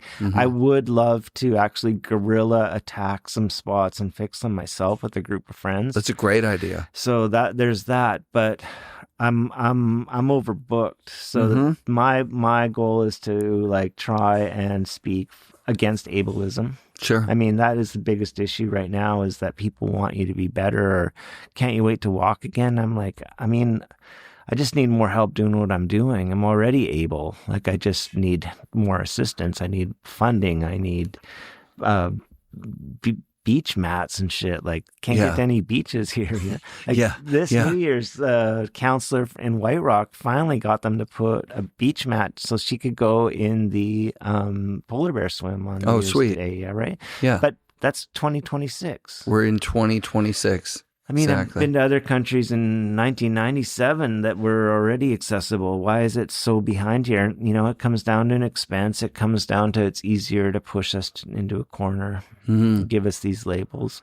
And I mean, I'm not blaming my education here because, man, I'm finding out like I was on the wrong side of thinking about, you know, Indigenous inclusion, women's inclusion, people of color, people of culture, and like way down that list is ableism. Like, like when someone said to me, if Sam Bertolino said on the podcast, until Burton's run by a disabled Black queer woman, you're not going to get the kind of inclusion what you need. I guffawed at disabled. I was like, why would you include that in snowboarding? And then I went home or immediately felt overwhelmed with like, oh shit, I'm ableist. Like, not because I chose to be. It's not like I'm like, fuck all those guys. I'm going to go back to adaptive surfing as an example. On that first wave I rode in Oceanside and got back to the beach, I had cramps from smiling. Like, I was so smile cramped out because I was just like, I couldn't believe I was in the water, surfed, was out in the lineup, bikinis, like surfer dudes talking shit to each other. It was amazing. I'd never been behind a wave. I got to the beach. I was so happy. I'd done it. I'd driven there. And you know what? Everybody else was happier than I was. And everybody else were the volunteers. They helped a member of their world get in the water and surf. And they wanted me to do it again so they could feel that again. And I had never seen that. And that's why I really took up surfing, because I'm going to get tearful, but that changed everything. Like, to see that. I was impressive. I know my buddies would do it with snowboarding or skateboarding or whatever, but to see it in surfing and to be immediately involved with a new family was pretty great. Yeah. That's incredible. That's what communities should do. They shouldn't be like, oh, we'll fix those stairs one day. Right. I really, really like what you said about, you know, because in skateboarding, guerrilla construction groups have existed since the 90s. Sure, yeah. You put on a Visi vest, you put on a hard hat, you show up with a van, you angle grind some shit off. Yeah. And next morning it's accessible. Right. Or you're doing concrete work. Or the opposite. All that stuff. We can go like some Tom Green shit on some of these places and just like make them not accessible at all. Like, make so able bodies can't use them. Like, I really want to have an art show where the ceiling's this high. So every able body that comes in has to be like... That's a great idea. And I'm like, here's your glass of wine, and it's in a 9-pound glass. Like, and the toilet is on a slope and 3 feet away from where you have to piss from. So I love it. Everything's fucked up for the able bodies, but I'll just be in there having a good time. And then you could like pop up once in a while in a little dome and get a breather, but there'll just be Donald Trump videos playing. So you still got to leave. That's a beautiful Which I won't idea. have to see either, because I'll be down here. I fucking love it, Mur. Yeah. It's cool because you've lived in this space for a really long time. Yeah. And so you've seen it with a fresh pair of eyes, right? Yeah. Like there is an infrastructure based around the disabled label that's, people feel like, oh, well, it's good enough. Yeah. You know what I mean? Yeah. Hey, you don't. One day we'll fix it. Or one day we'll I'll fix only it. park Right. here for a minute. Or Yeah. All of that is like, this isn't something that we're attacking as a group. Yeah. Where there's, or maybe we are. I don't know. Are there Black Lives Matter type protests for making things accessible? I don't know. I mean, you're right. There's a calling there that I could follow up on, but man, I'm sorry. I'm just pursuing so many things right now. The best thing I can do is like bullshit about it and tell jokes and like try and make it, put it out there, so people see. I mean, that's the goal of all my artwork is like, so people can be exposed to stories that are happening from the artist's point of view. When did you start with painting? I can remember the first ghost stuff. Yeah. So I went to Mexico in 2018 to write a book about all the stuff that I've been telling you about. And I wrote 90 pages and I'd been influenced by some Mexican murals. And I'm like, I should give this a shot. We have a garage in the Airbnb with some blank walls. It'd be cool to hang out there and smoke cigarettes and drink tequila and do a mural. But I didn't know how to paint. So I just went to the house paint store.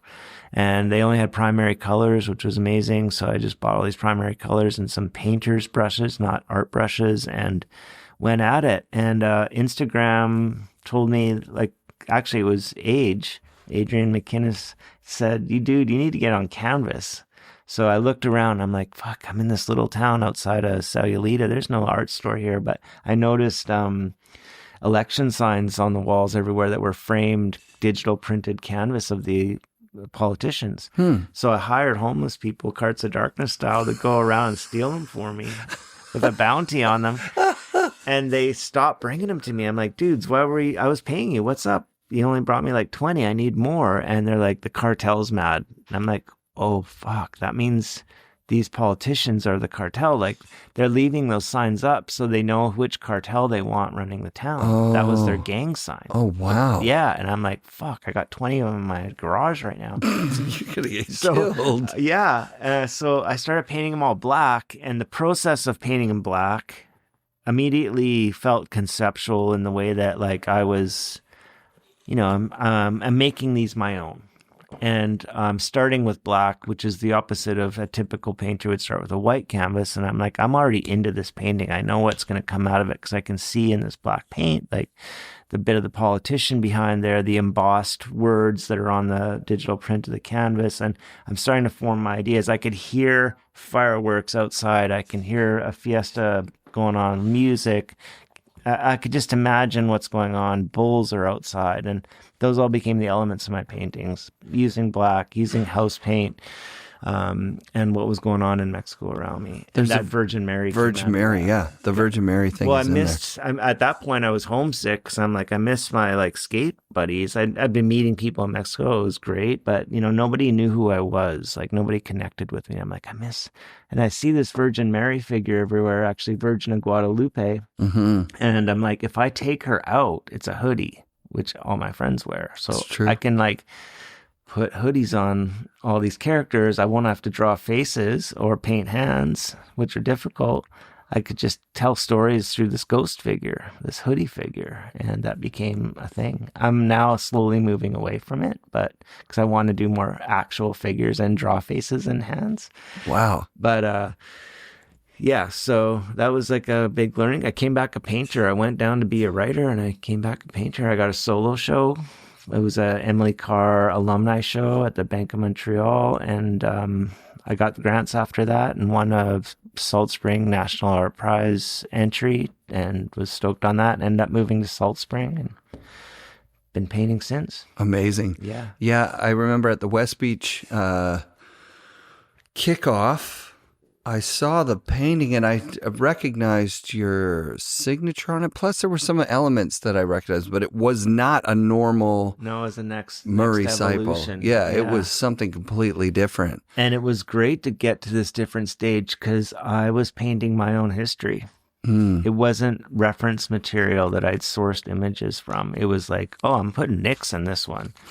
I'm getting someone to do a grind on the back of a cop car. Like, I'm going to put the Expo 86 gondola with someone getting a BJ in it. All my memories are in this painting. So when I put it together, I'm like, I know what I'm doing. I know what this is. And like, the tools I use now are spray paint, gold leaf, paint markers, paint pens, house paint. And I've learned to use all those. And I was able to put them all into that painting in a way that I finally was like a musician who was on stage and felt confident they could play whatever they wanted. Sick. I mean, maybe I can't paint whatever I want, but I really felt confident in that painting. It was my history, my style, and I had free reign to do what I wanted. So it worked. It came out really, really well. Thank you. And so there's another added element to it with the West Beach nostalgia, that it's like a connection to someone who's never left our community, right? Yeah. Which is the whole theme of the West Beach return, West Fourth. Yeah. Like it was better the way it was when we were there. Well, I think I tried to amplify that in that painting because it was. I mean, I can't speak to what 20-year-olds are experiencing now, but I put up 30-year-old video clips on YouTube, and they all say, I wish I was skating in the 90s, because it ain't like that anymore. Sure, right. It's moved from the videos were showing things that were aspirational for the regular guys. Right. To being, I guess it's supposed to be inspirational. I don't know what it is. It's like, the huge chasm that I felt with the NBA, right? Like when I was a kid and we're doing the basketball, time in PE. Sure. It doesn't have anything to do with the NBA. Right. It's just very simple, learning the rules of the game with the general public. Sure. And on TV they'd say like, and then Charlie cut the bottom out of the peach basket. There'd be like the Canadian Heritage Minute about basketball. Yeah. But that didn't have anything to do with the NBA either. And now it's like Ken Ock and those guys are the peach basket guys from snowboarding. Sure. And the NBA of snowboarding is whatever it is, Shaun White's league. There's always progress, though. Yeah, the Olympics or whatever they're doing. Yeah. It's not attainable to someone who starts now. Sure. They'd need to be discovered as a young, coachable kid and then not get those injuries all the way through. Sure. Whereas people who were going to the Olympics were smoking weed every day or worse, cigarettes, drinking heavily. Sure. Like there was no training going on for most people. No. Most people weren't even taking it very seriously. Sure. Yeah. Yeah, no, there was not any training that I remember. There was some stretching. There was sometimes workouts or swimming, but there was no training. Training, right. Ross Bagliati was the only one training. Craig Kelly, sure, Craig Kelly, yeah, exactly. But it was a fun time because you could imagine your way into a career as a filmer. But you also had to take some heavy risks because it's hard to not get caught up in tricks or everything. Right? True. Tricks aren't everything. Style is everything. Style's always been everything. It's cool to have a faster and faster and faster car or motorbike or something, but it's actually cool when you just drive it slow through the intersection and piss everybody off. And then that's what makes people look at you. You're driving slow in a fast car. Fuck. And, movies like Whiskey, that was a theme. Try and reproduce it, make it better, No one does. That's been left as an iconic piece. Oh, maybe they have, but oh God, no. I just went and saw the Whiskey documentary, and the groundbreakingness of it. Actually, Jeff Tremaine in the video says he stole clips from the Whiskey movie, for the sizzle reel for Jackass. Right. It was so real. The thing about Kearns and Johnson, is that they weren't joking around.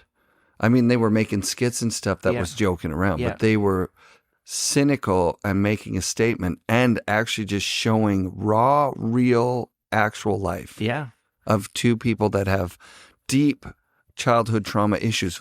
Very similar to Cards of Darkness in the vibe of on some level, it felt voyeuristic as opposed to, the normal movies that we were used to watching. I saw Whiskey in Hawaii the first time I saw it.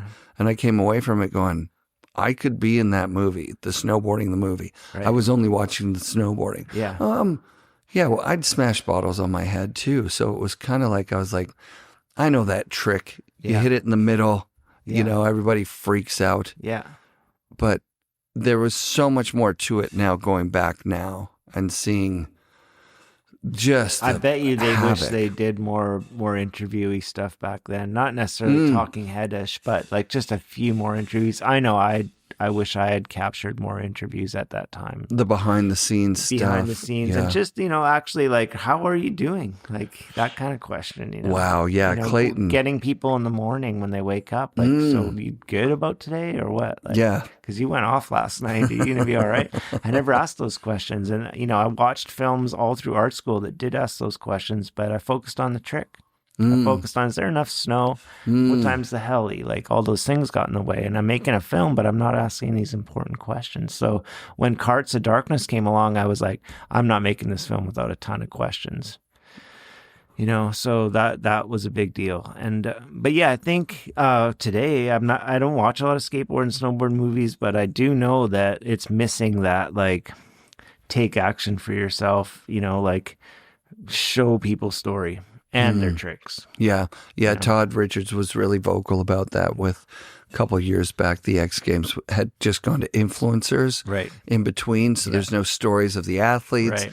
It just had lost so much of its, like the why. Like, why are you even doing this? Yeah. It doesn't make any sense. Yeah. These athletes are risking their lives and you're going to cut to like a mumble rapper. It doesn't make any sense. Yeah. It was completely off the rails. Yeah. It's not gone all the way back. Yeah. And there's a new narrative, right? Yeah. The inclusivity narrative is a part of what's going on now. Well, our personal stories are what's important. Like, I'm going to attack this adaptive film in the same way. I'm going to expose people that showing something that people haven't seen before. Like there's dude that Jose Martinez, triple amputee, so one arm surfer, destroys out there on the waves. I don't even know how the dude swims with one arm, but he's out there ripping. And I just like these moments where people are doing something you would never expect. Not just doing the tricks that are expected, but accomplishing and making it through and breaking through and overcoming adversity and having a real human story. I think the microcosm of the little skateboarding world or the little snowboarding world or little standing sideways worlds that are out there don't get that the rest of the world also want to be involved. They want to watch a movie that they can also relate to. They're not going to know you did like 9 spins. They don't care about it. But they want to know how you got to the 9 spins through your life and what happened after. And, maybe there's unique ways to find that. I still think someone should make a movie like that's gang related where they have to steal and sell shit to pay for the movie to be made. Like something like that. Some concept that's beyond just like, we have the best team, we're going to the best locations, and here's some really cool music. It has to be a story. Yeah, because the whole way through in skateboarding, snowboarding, it's above baseline inclusivity, right? Like when Alex Chalmers is at the park and a kid comes with a Kmart board with the plastic still on it, his mom's like, I don't know, Billy, go skateboarding, Alex is pulling the plastic off, loosening the trucks, holding the kid's hands while he drops into Sealand. Yeah. Alex Chalmers is doing this. Yes. So we have that in our society that, you're at a skate park and the person that gets the biggest cheer for the session is the kid who's been trying to drop in the whole time and then drops in and rolls across the flat. Exactly. And everybody's stoked. Yes. So that goes for everyone in the world, like the one-armed surfer. All these people, that was the thing about snowboarding and skateboarding, was that just watching people go from never doing this to being addicted to doing it because it's so fun. You're like, yeah, exactly. So, I mean, you still got that. Yeah, I mean, you were exposed to it at a young age. Yeah. You've got a full life that's got like so many facets. So no matter what you're going to do, it's going to be epic. Yeah. You think in this big way. That's really inspiring, dude. I really, really like it. Thank you. And it's been nice for me personally. Can't speak for anyone else, but I've heard it in the community too. Oh, thanks. To see you surfing. right? Like it's like Murray surfing. It's like that's the same thing as the kid dropping in. It's the same deal. Yeah. And yeah, personally, I will say I am sorry that I had never thought, like, you know what, you might have wanted to be at some of these events and included in our community still, like, hey, this is fucking Murray Siple. Yeah. He's here handing out bibs for this contest, or he's the fucking judge at this turn 6. We got him up here because fuck, he wants to be here and we want him here. Yeah. Yeah. I mean, I love the community and I don't want to be away from it. But at the same time, you know, I had to go out in the world and attack other shit. I had to live in other communities around the world and learn stuff and figure stuff out. I had to rebuild myself, you know.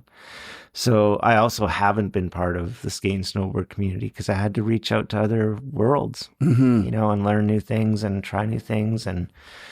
But, you know, it's an honor to be back on this and be able to tell some stories. Oh, yeah, I'm doing it. I'm like, shit, how do we get him involved? Oh, it's a snowboard podcast, and he's on it because he's a snowboarder. Yeah. And he's a part of our community. So that's super dope. Yeah. Yeah. I mean, I brought a skateboard to New York to try and skate on it in the exoskeleton. That was pretty fun. That's pretty amazing. I was only able to stand on the tail because the exoskeleton could only lift its foot 2 inches. So I just stood on the tail like I was about to drop in on a ramp. But you're going to do it again, right? Oh, yeah. I did it twice this year already. And then next year there'll be a new version. Hopefully I could try and get on there. I dropped in at, I didn't drop in. I went by fucking Awesome in New York and was like, I got to walk in this exoskeleton now. Can I borrow a skateboard? And they're like, who is this dude? I'm like, Mike McKinley sent me in Baku. And they're like, okay, you can use my board. And the guy ran out with a hockey board. And I'm like, don't you have a fucking Awesome board? And he's like, no, use this hockey board. So I brought it. And the people at the exoskeleton place was like, well, we're glad you're here, but what are you doing with the skateboard? And I'm like, I'm just going to skate on it. And I brought artwork. I brought art material. I'm going to do a painting too while I'm here. So, you know, everybody else that had been in the exoskeleton up to that point was just using it for therapy, but I was trying to do shit. I was like, can I have a smoke? Like, wouldn't mind standing up and having a smoke. They're like, you're not smoking in here, dude. Love it. Murray, that's so fucking awesome. Right. Because push boundaries, you know, that's what skating and snowboarding is supposed to be. And that's what the videos should be as well. Like, push shit. Like, I'll be all right with the first guy standing and smoking an exoskeleton. I'll take that. Yeah, that's dope. Yeah. And that's this proof of what you're talking about, that you didn't spiral. And you brought this new, like this, your same outlook to this new challenge. Yeah. Right? Like, because snowboarding is a challenge. Yeah. Filming is a challenge. Getting gear to work in the cold, all the things that we had to do to get these, you know, just to get it off the ground. Yeah. And then we kind of got it too far off the ground so fast. Now it's at the Olympics. It's kind of like, put it back on the ground. Like, what the fuck happened here? Actually, at the last Olympics was the first time I learned to figure out how many spins they're doing by counting their face every time it came around. I never knew that trick. I don't know it. Nobody was doing anything beyond a 720 when I was. Right. Yeah. Todd Richards was talking about how in gymnastics, you don't have to explain any of the tricks to the gymnastics judges and people and the media. Yeah. But in snowboarding, they're still doing the thing like, well, what is this? Yeah, they know all that stuff. I was wondering, when is that going to progress? Like, when are they going to put like a little kicker in there or a little bit of a transition on one end? Like, can't they do that? Does it always have to be like, he's going to do a triple lux back by a triple lux? Yeah. It's the first time two triple luxes have been done. How about a little kicker? How about a kicker? How about a wedge ramp in the middle of the ring? Yeah, that is epic. Yeah, because they've got people skating down fucking streets in Quebec City. Yeah. Where's that in the Olympics? Yeah, crazy stuff.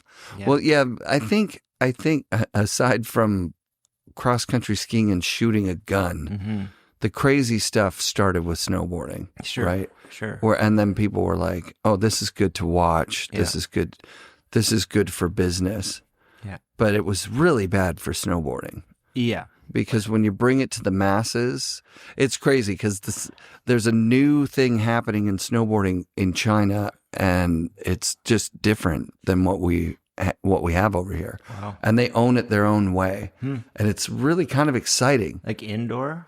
there's stuff going on at the indoor, but there's just a lot of, it's almost like ski ballet. Okay. Which I'm not like, I'm not like, hooray, we're going to have ski ballet or whatever. But it's like, hooray that it's like new and fresh and owned by the people that are doing it. Sure. We rode on an indoor with Ken Hawk, and twice we were on with people in their 70s on the chairlift. And we were like, why did you start snowboarding? They're like, because it's cool. Yeah. And we were like, cool. That's great. That's a good answer. It's sort of happening with surfing. They're building more and more wave pools, which at first I think the surfing community was like, I don't know about that. But now it's like, makes sense because more people can get trained and learn and be in. And like if you live in Palm Springs, or they're building one on Vancouver Island, actually, that you can just go to and you don't have to get out in the ocean. You can be introduced to surfing and then get to the ocean. Yeah. Or vice versa. And I think there's going to be people that do those just like wave pools. Well, now wave pool air tricks are going insane. That's the biggest thing I think right now in surfing. I'm not doing anything like that. I just lie forward and hope I get into the pocket. Well, once they've got a material metal suit for you, then you're doing tricks in a wave pool. Yeah, the sky's the limit. We're still. It's cool because we're at this age where our parents' generation were done. Yeah. If you had a physical job, you worked in a coal mine, 55, you were sitting down the rest of your life, smoking cigarettes, fishing, drinking beers, and dying. Yeah. Like, we're not there. No. We're not anywhere close. No. I'm trying not to get close. I mean, it'll get there, but now I feel like I'm setting up a world for myself that I can continue to travel to surf spots, even if it's just a lay on a board.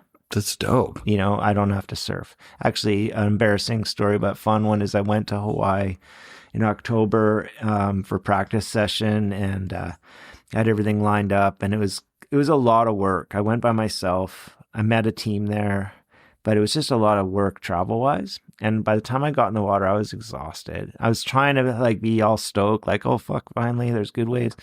The team's here. The water's 78 degrees. It's beautiful. I just went to sleep. I was on the board in the water behind the lineup napping. And I woke up like, wow, that was the best sleep of my life, man. Like, if I could do this for the rest of my life, it's going to be pretty fun. I mean, you're out there. There's like, it's just quiet, the water and the click clack of the board. And yeah, it's just so peaceful. So if I live out my life getting to surf spots and sleeping on a board, sign me up. And that's a whole new sport. Yeah, it's a whole new thing. That's snap.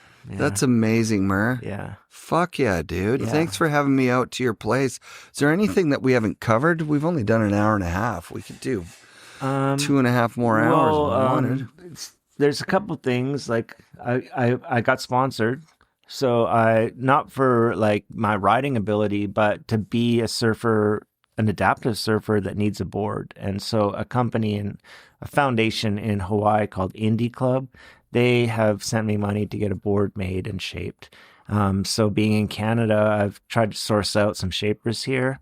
I haven't really found any, but I did know of Roberts Composites in North Van. They make all sorts of carbon fiber or floating craft of one kind or another. And he took me on, so I'll be starting this month to go over there and build a board with him. Design and build a custom board. Custom adaptive surfboard. And what that means is it has to have high flotation. It has to have kind of like a dugout so my body can lay in it. It needs handles for not only me, but my push team to get me out in the wave. Obviously, stability is a huge thing, and you need to maintain speed, and fin position is different because you're not standing, your weight's forward, and so it's pretty exciting to build my own custom board. The first thing I'm thinking when I'm seeing these events, I'm like, how dangerous is it? Like, if you fall off the board and you're 100 yards from where you start and your team's not, like, what the fuck happens? I mean, it is dangerous, and for a lot of reasons. I do wear a life jacket most of the time. That life jacket has a high buoyancy chest, so you don't have a choice. It'll flip you over. It'll flip you over, and you just wait, and they come get you, you know? Yeah. So I'm not in big waves. I'm in, I think the 3 foot's my biggest set.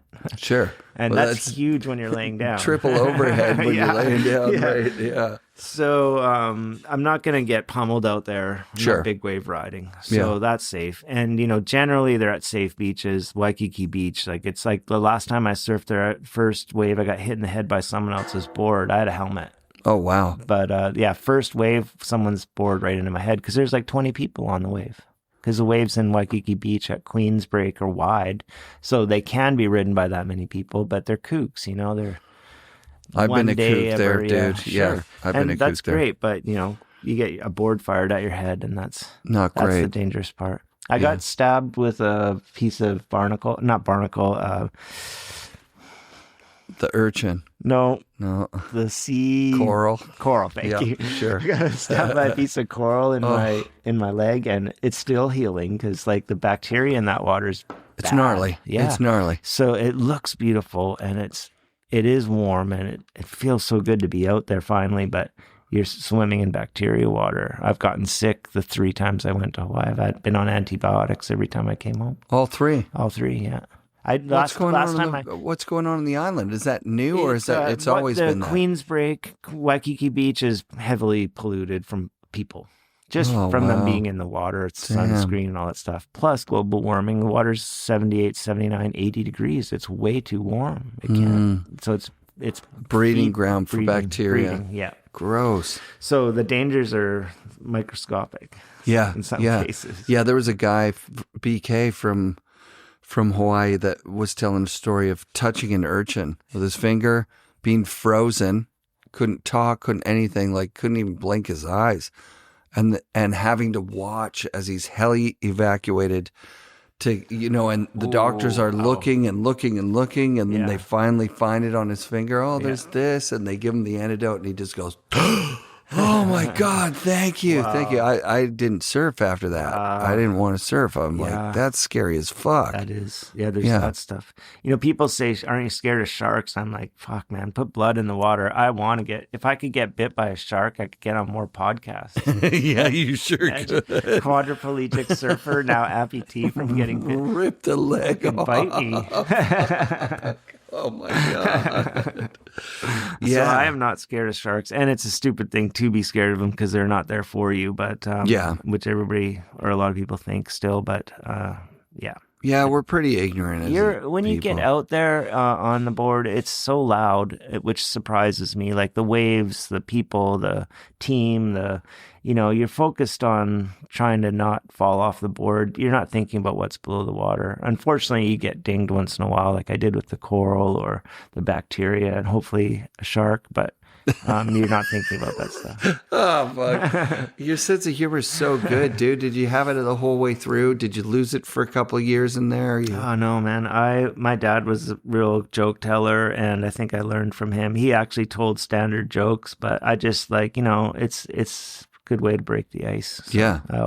And it's maybe cynical, but it's creative. Like, try and think of something funny. It's just a challenge. So I try and roll it in when I can.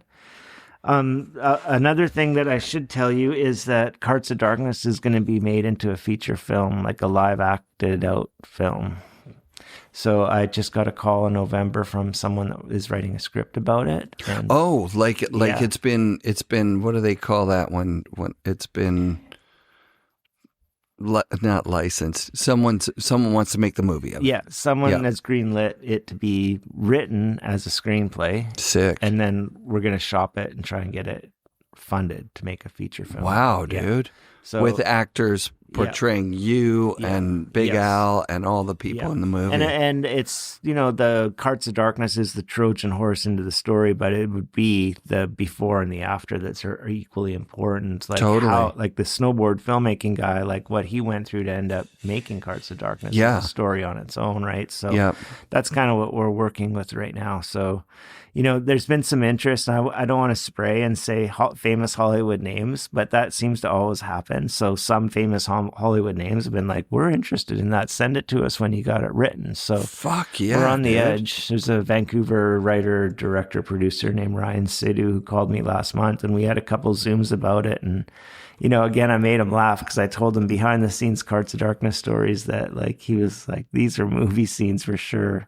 Like during the filming of Carts of Darkness, I had this girlfriend that I met on a dating app back then, and I had to break up with her because she got busted transporting money for the HA that I didn't know about. So I had to call my family lawyer in and was embarrassed. I'm like, I met this girl and now she's living with me and now she's busted in the States with money. I didn't know anything about this shit, but can you get her home for me? He's like, okay, I'll go to court for you or whatever. And he, you know, he made some calls and she was released. And when she got home, I broke up with her. But yeah, she tried to, she knew a fear of mine was to die burning in my house because, you know, being paralyzed, if your house caught fire, you can get trapped in there. So Fuck yeah. She tried to blow her car up in my driveway by stepping on the gas of the car while her doors were locked and revving the engine until it overheated. Oh my God. So me and the neighbors were out there trying to get her to stop doing it while smoke's coming out from underneath the hood. And yeah, she did stop, but she got close. Yeah. Oh my God. Yeah, Murray. and that's during the filming. So like next day I had to be up and back, you know, not on set, but on scene trying to film these guys. And I've got this wild woman like that's been arrested in the States and then she's calling and trying to jump off balconies and shit. So like there was stuff going on at Carts of Darkness that isn't in the movie that was maybe more movie worthy than the film itself. That's unfucking believable. Yeah, it was crazy times. That's rad. Yeah. Yeah, I mean, Hollywood or movies in general, like, what did I just watch that we were like, fuck, they don't make movies like this anymore. You know, they're very, the opposite of brave. Scared. Right. Everything is like, let's make a sequel of something or a remake of something. Yeah. Turn this into a musical or something. Yeah. So yeah, Carts of Darkness as a live action movie could be pretty fucking brave and pretty fucking awesome. Yeah. Yeah, there's still stuff out there that's good, but it's just everything's so watered down. Yeah. I watched something just the other night, a movie called Lurker. Have you heard about it? Mm-mm. It's about a LA like influencer that tries to get in with like the cool crowd of like the music scene, and he tries to like make their music videos for them, and he kind of connives his way into their world, and then it becomes a thriller because they can't get rid of this dude. He's kind of a sociopath, and it was pretty good. Like I was pretty impressed. I think it was an A24 film, and it hit some proper notes for filmmaking in it. Yeah, the old filmmaking, like One Flew Over the Cuckoo's Nest. I mean, we're talking about award-winning films. Yes. Yeah, definitely stuff like Apocalypse. Apocalypse Now. Apocalypse Now. Oh my God. I do.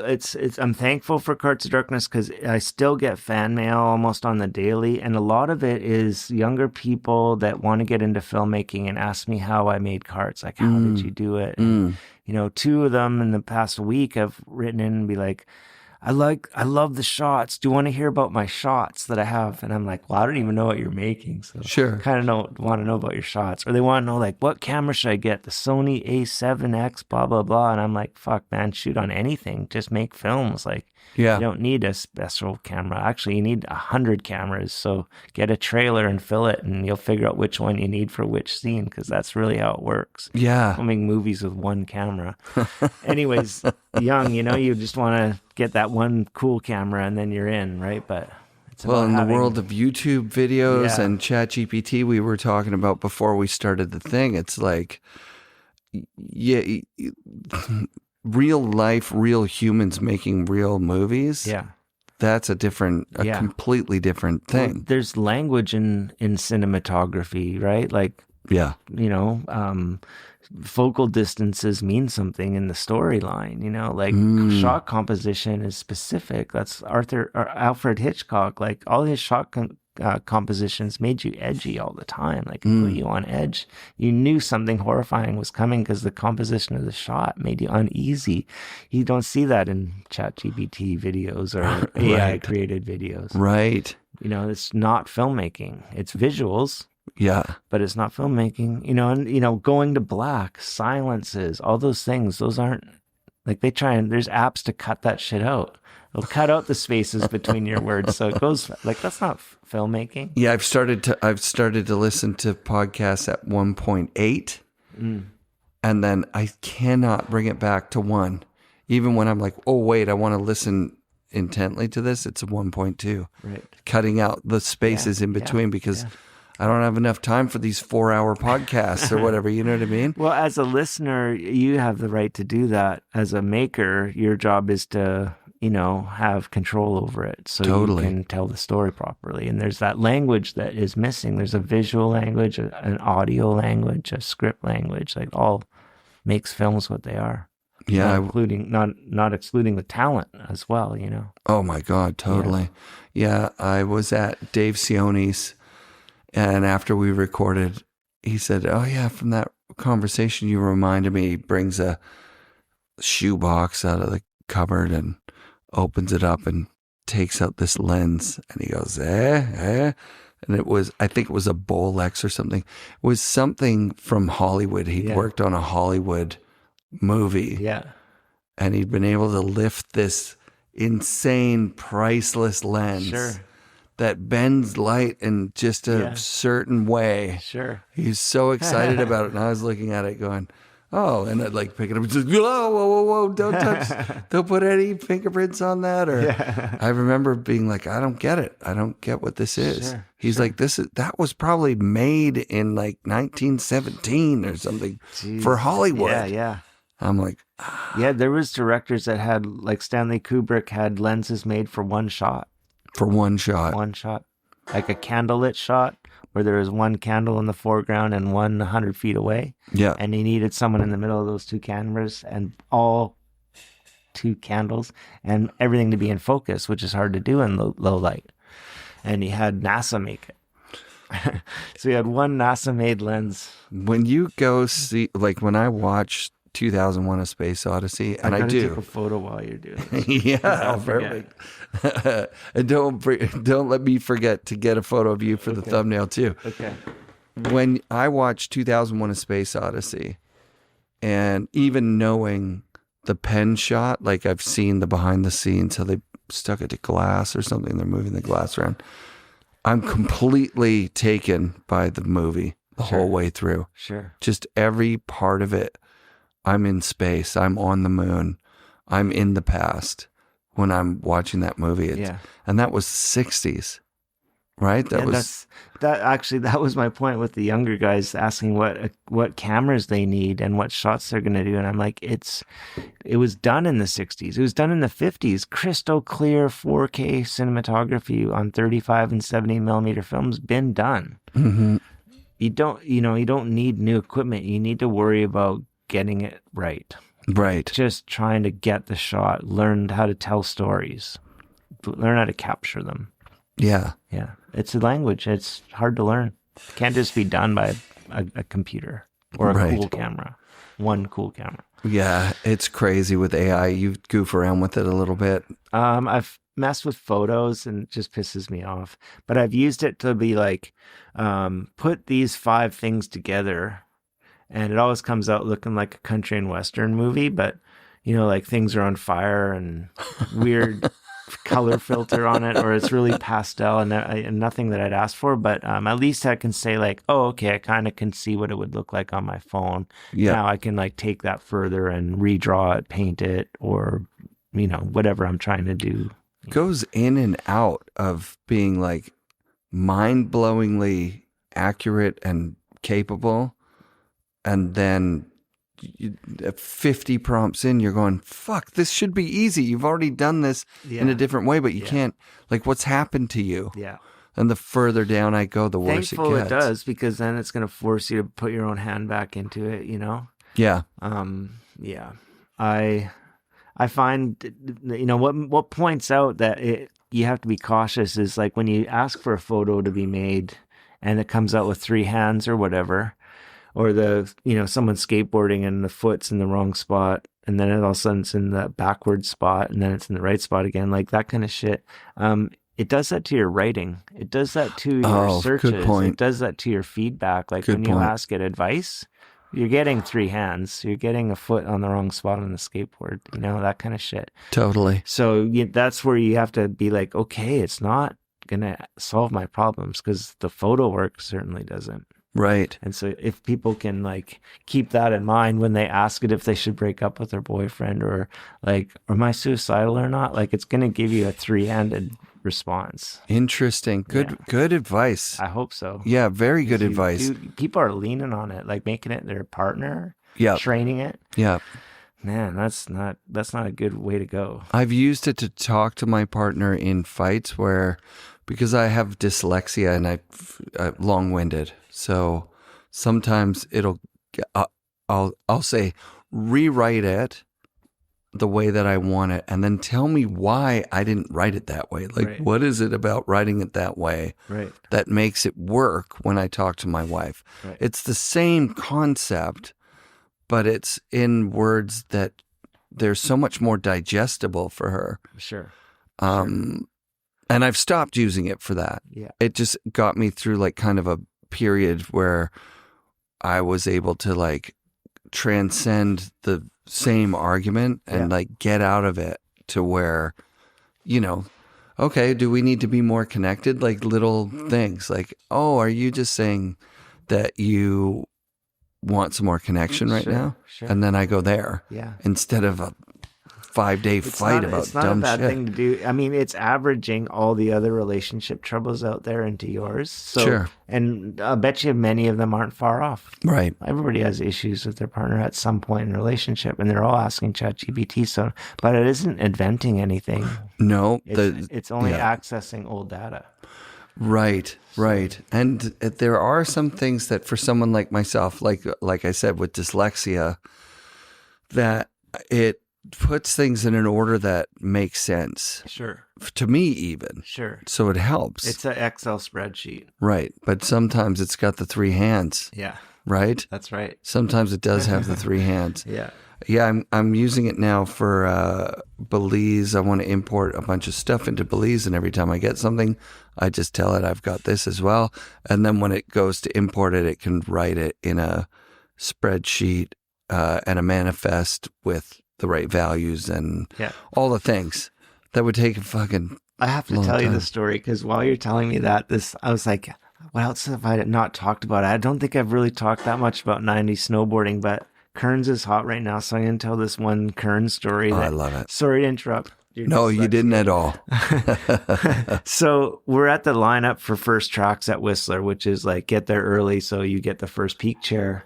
Or you pay to cut the line, essentially. But you got to be there early. Yeah. And so I don't know if they have it anymore. We used to have it where once a year we would do a Chinese downhill. I know that's politically not correct to say anymore. I remember. I was in one or two of those, and they were really fun. Maybe it was a Chinese downhill we were waiting in line for. So we're all in line very early, still reeking like booze and cigarettes. Everybody's probably smoking a joint or trying to hide it, being illegal back then. Kern shows up with a grandma little teapot. We're like, oh, what do you got in there, Kearns? And he's like, mushroom tea.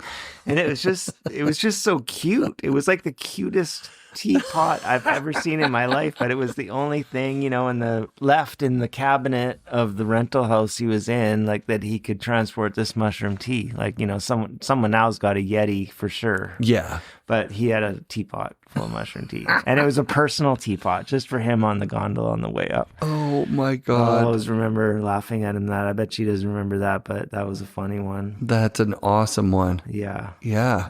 What a group of people, right? Like what a group of... All the things we did with drugs back then. And I mean like low level drugs, weed and mushrooms. Like we used to get that stuff across the border all the time. Like we would even like we'd use apple juice bottles and put our weed before we went across the border at the border. So when we came back to Canada, we had weed. So we would leave it in like Richmond, like behind the gas station or whatever in a sealed apple juice bottle. And then when we got back, we had our weed. And then we had weed left for us on the other side too that we could pick up. And then I learned since I was shooting 16 millimeter film, I was taking an eighth of weed, unrolling a spool of 16 millimeter film, putting the weed in there, then rolling the film back on top of it in the, blackened out little film reel, putting in an exposed case with an exposed sticker on it so they wouldn't open it. Right. So I would always bring an eighth of weed with me every time. It's unreal, hey? Yeah, those are fun times. Yeah, there were certain guys like Noah and Aaron that didn't travel that much because of the weed thing. Yeah, and Chalmers did that too. Really, he didn't want to. He'd always get invited to contests, and he'd be like, "Oh, I just got this QP. Like, yeah, I'm not going." Oh wow, man. Yeah. I mean, we were so adjacent, it was so close. That, I mean, my best day, I was describing it the other day, best day of my life was 15 runs at Whistler Heli. And I forgot that the guy who paid for it was also like, we want to smoke weed while we're doing it. Yeah. And luckily, like, I can smoke weed and it makes me weird or paranoid or whatever. Sure. But then it just stops having an effect eventually. Like there's a maximum of weed that can go in you. So I could just keep smoking. I don't get any higher. Right. But that whole day, 15 runs, we were out of our minds smoking weed. I went to Chile with 13 riders. Somehow I got together a crew of 13. Wow. Normally you travel with 2, 3, 4, maybe 5. I had 13 dudes with me. And we got there in like the worst weed conditions. Like you couldn't get weed. If you did, it was sticks and seeds and pretty bad. So Al Clark gave me this note because he was going to Argentina when I was leaving Chile and I'd be back to Vancouver first. And he wanted me to pick him at the airport. I'm like, sure, write your flight number down. So he writes me it down. I put it in my pocket. Get to Vancouver airport. They're like, okay, empty all your pockets. Open up the note. Bring you an eighth. Or bring me an eighth. So an eighth of what? Eighth of a pound? Eighth of Coke? Eighth of... I'm like, I didn't know that was on there. Like, I didn't know that this guy... So I got strip searched. Because I had a note from Al saying, you need to get me an eighth when I get there. It was just for an eighth of weed, but... You know, it was that kind of shit that always was going on. That's so crazy. I got pulled over at the border...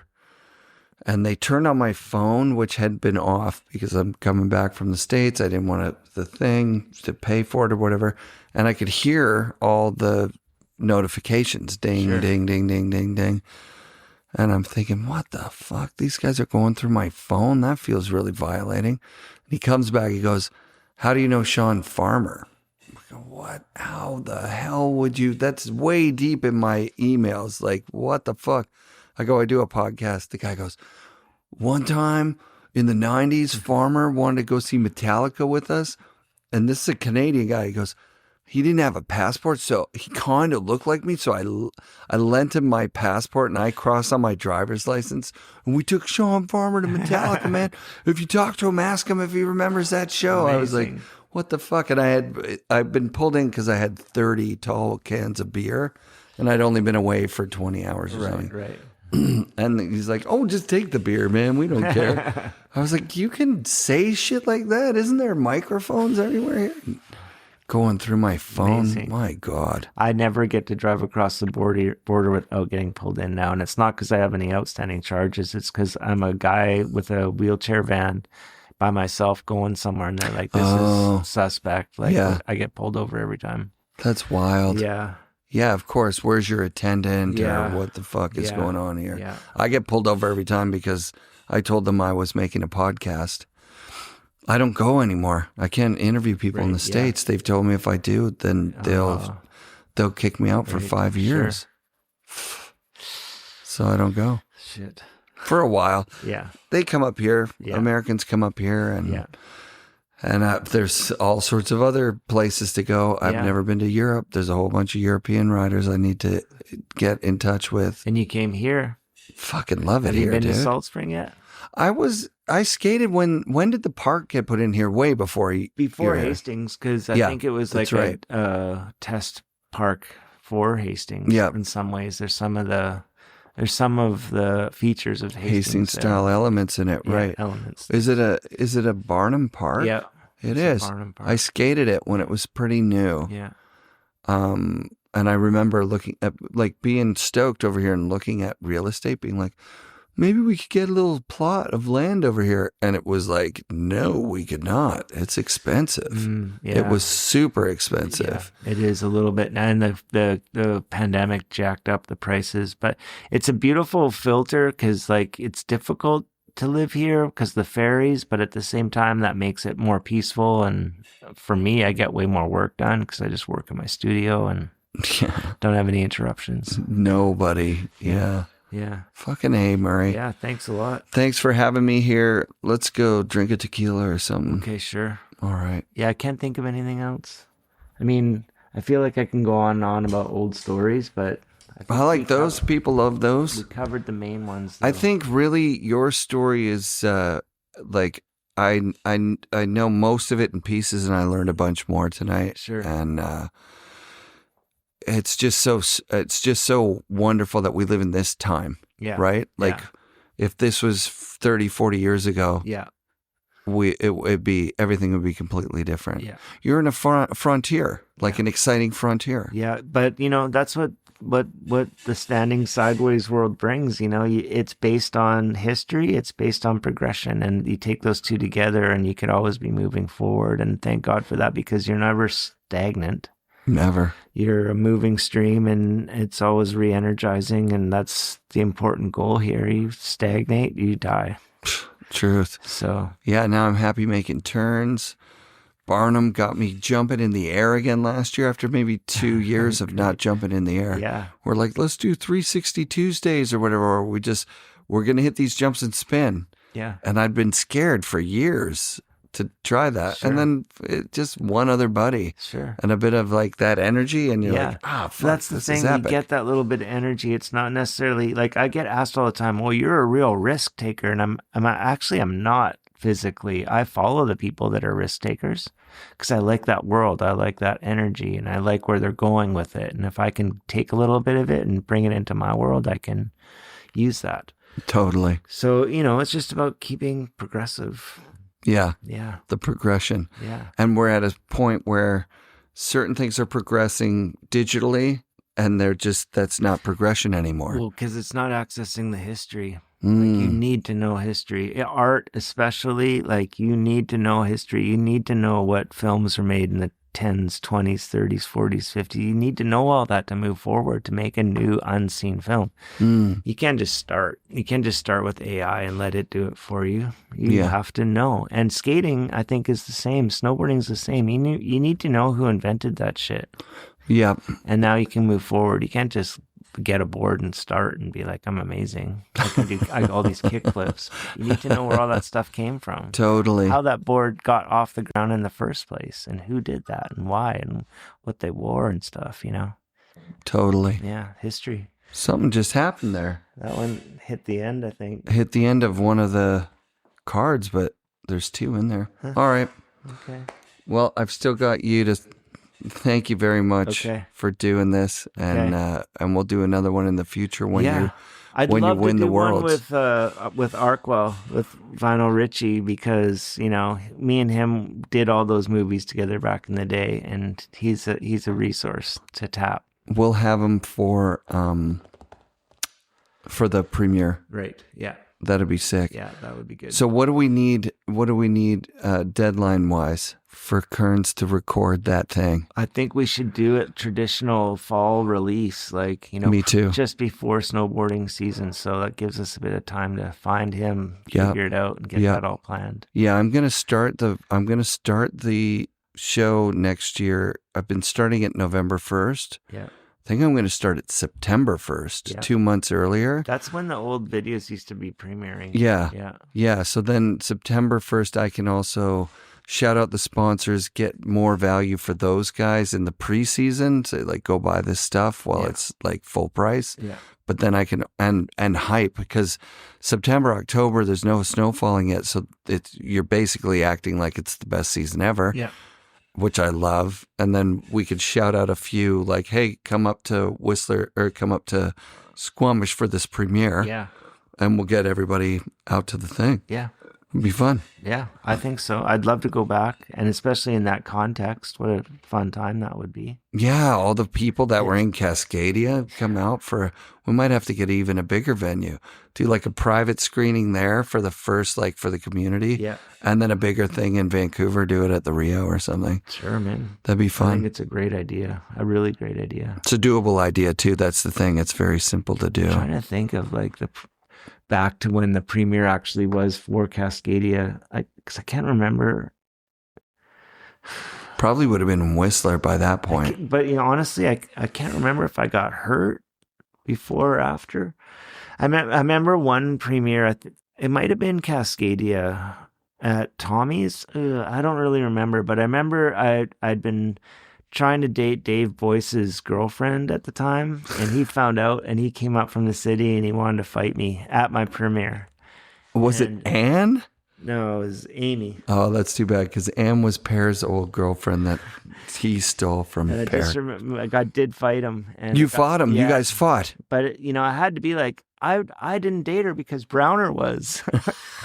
Oh my God. Anyway, shit, I shouldn't tell that kind of gossip, but it was a funny, relation to the premiere, and everybody knew what was going on there. I was kind of blindsided by it, and I think I took a punch from Dave, but it was fun. We're friends now. There's always like hugs, like, he made up for that. And, Fights are usually bonding if you can get through it. Yeah.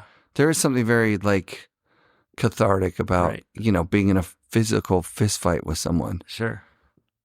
I mean, we did a fight club at the boardroom where we pushed all the racks to the side every Wednesday for the PK season. Yeah. We try and fight the reps, fight each other. Awesome. It was, holy fuck, it was fun. With 16-ounce like boxing gloves and kickboxing headgear. Fight night. It was so fun. Yeah. But it was also like, some nights I'd drive home and be like, oh, I have memory loss. Like, how did I get home? Oh, shit. You get dinged. dinged fast. Yeah. Getting punched in the head's not a good idea. All right, Murr. Thanks, dude. Thank you. Peace. FNRad shout-outs to Murray. Thank you very much for having me to your house on Salt Spring Island and being such a wonderful host. If you're interested in forming a guerrilla curb cut construction team, reach out to me and we will make that happen. Special thanks this week to Zach Aller from Burton, who organized an amazing Bald-Face Valhalla trip between Christmas and New Year's.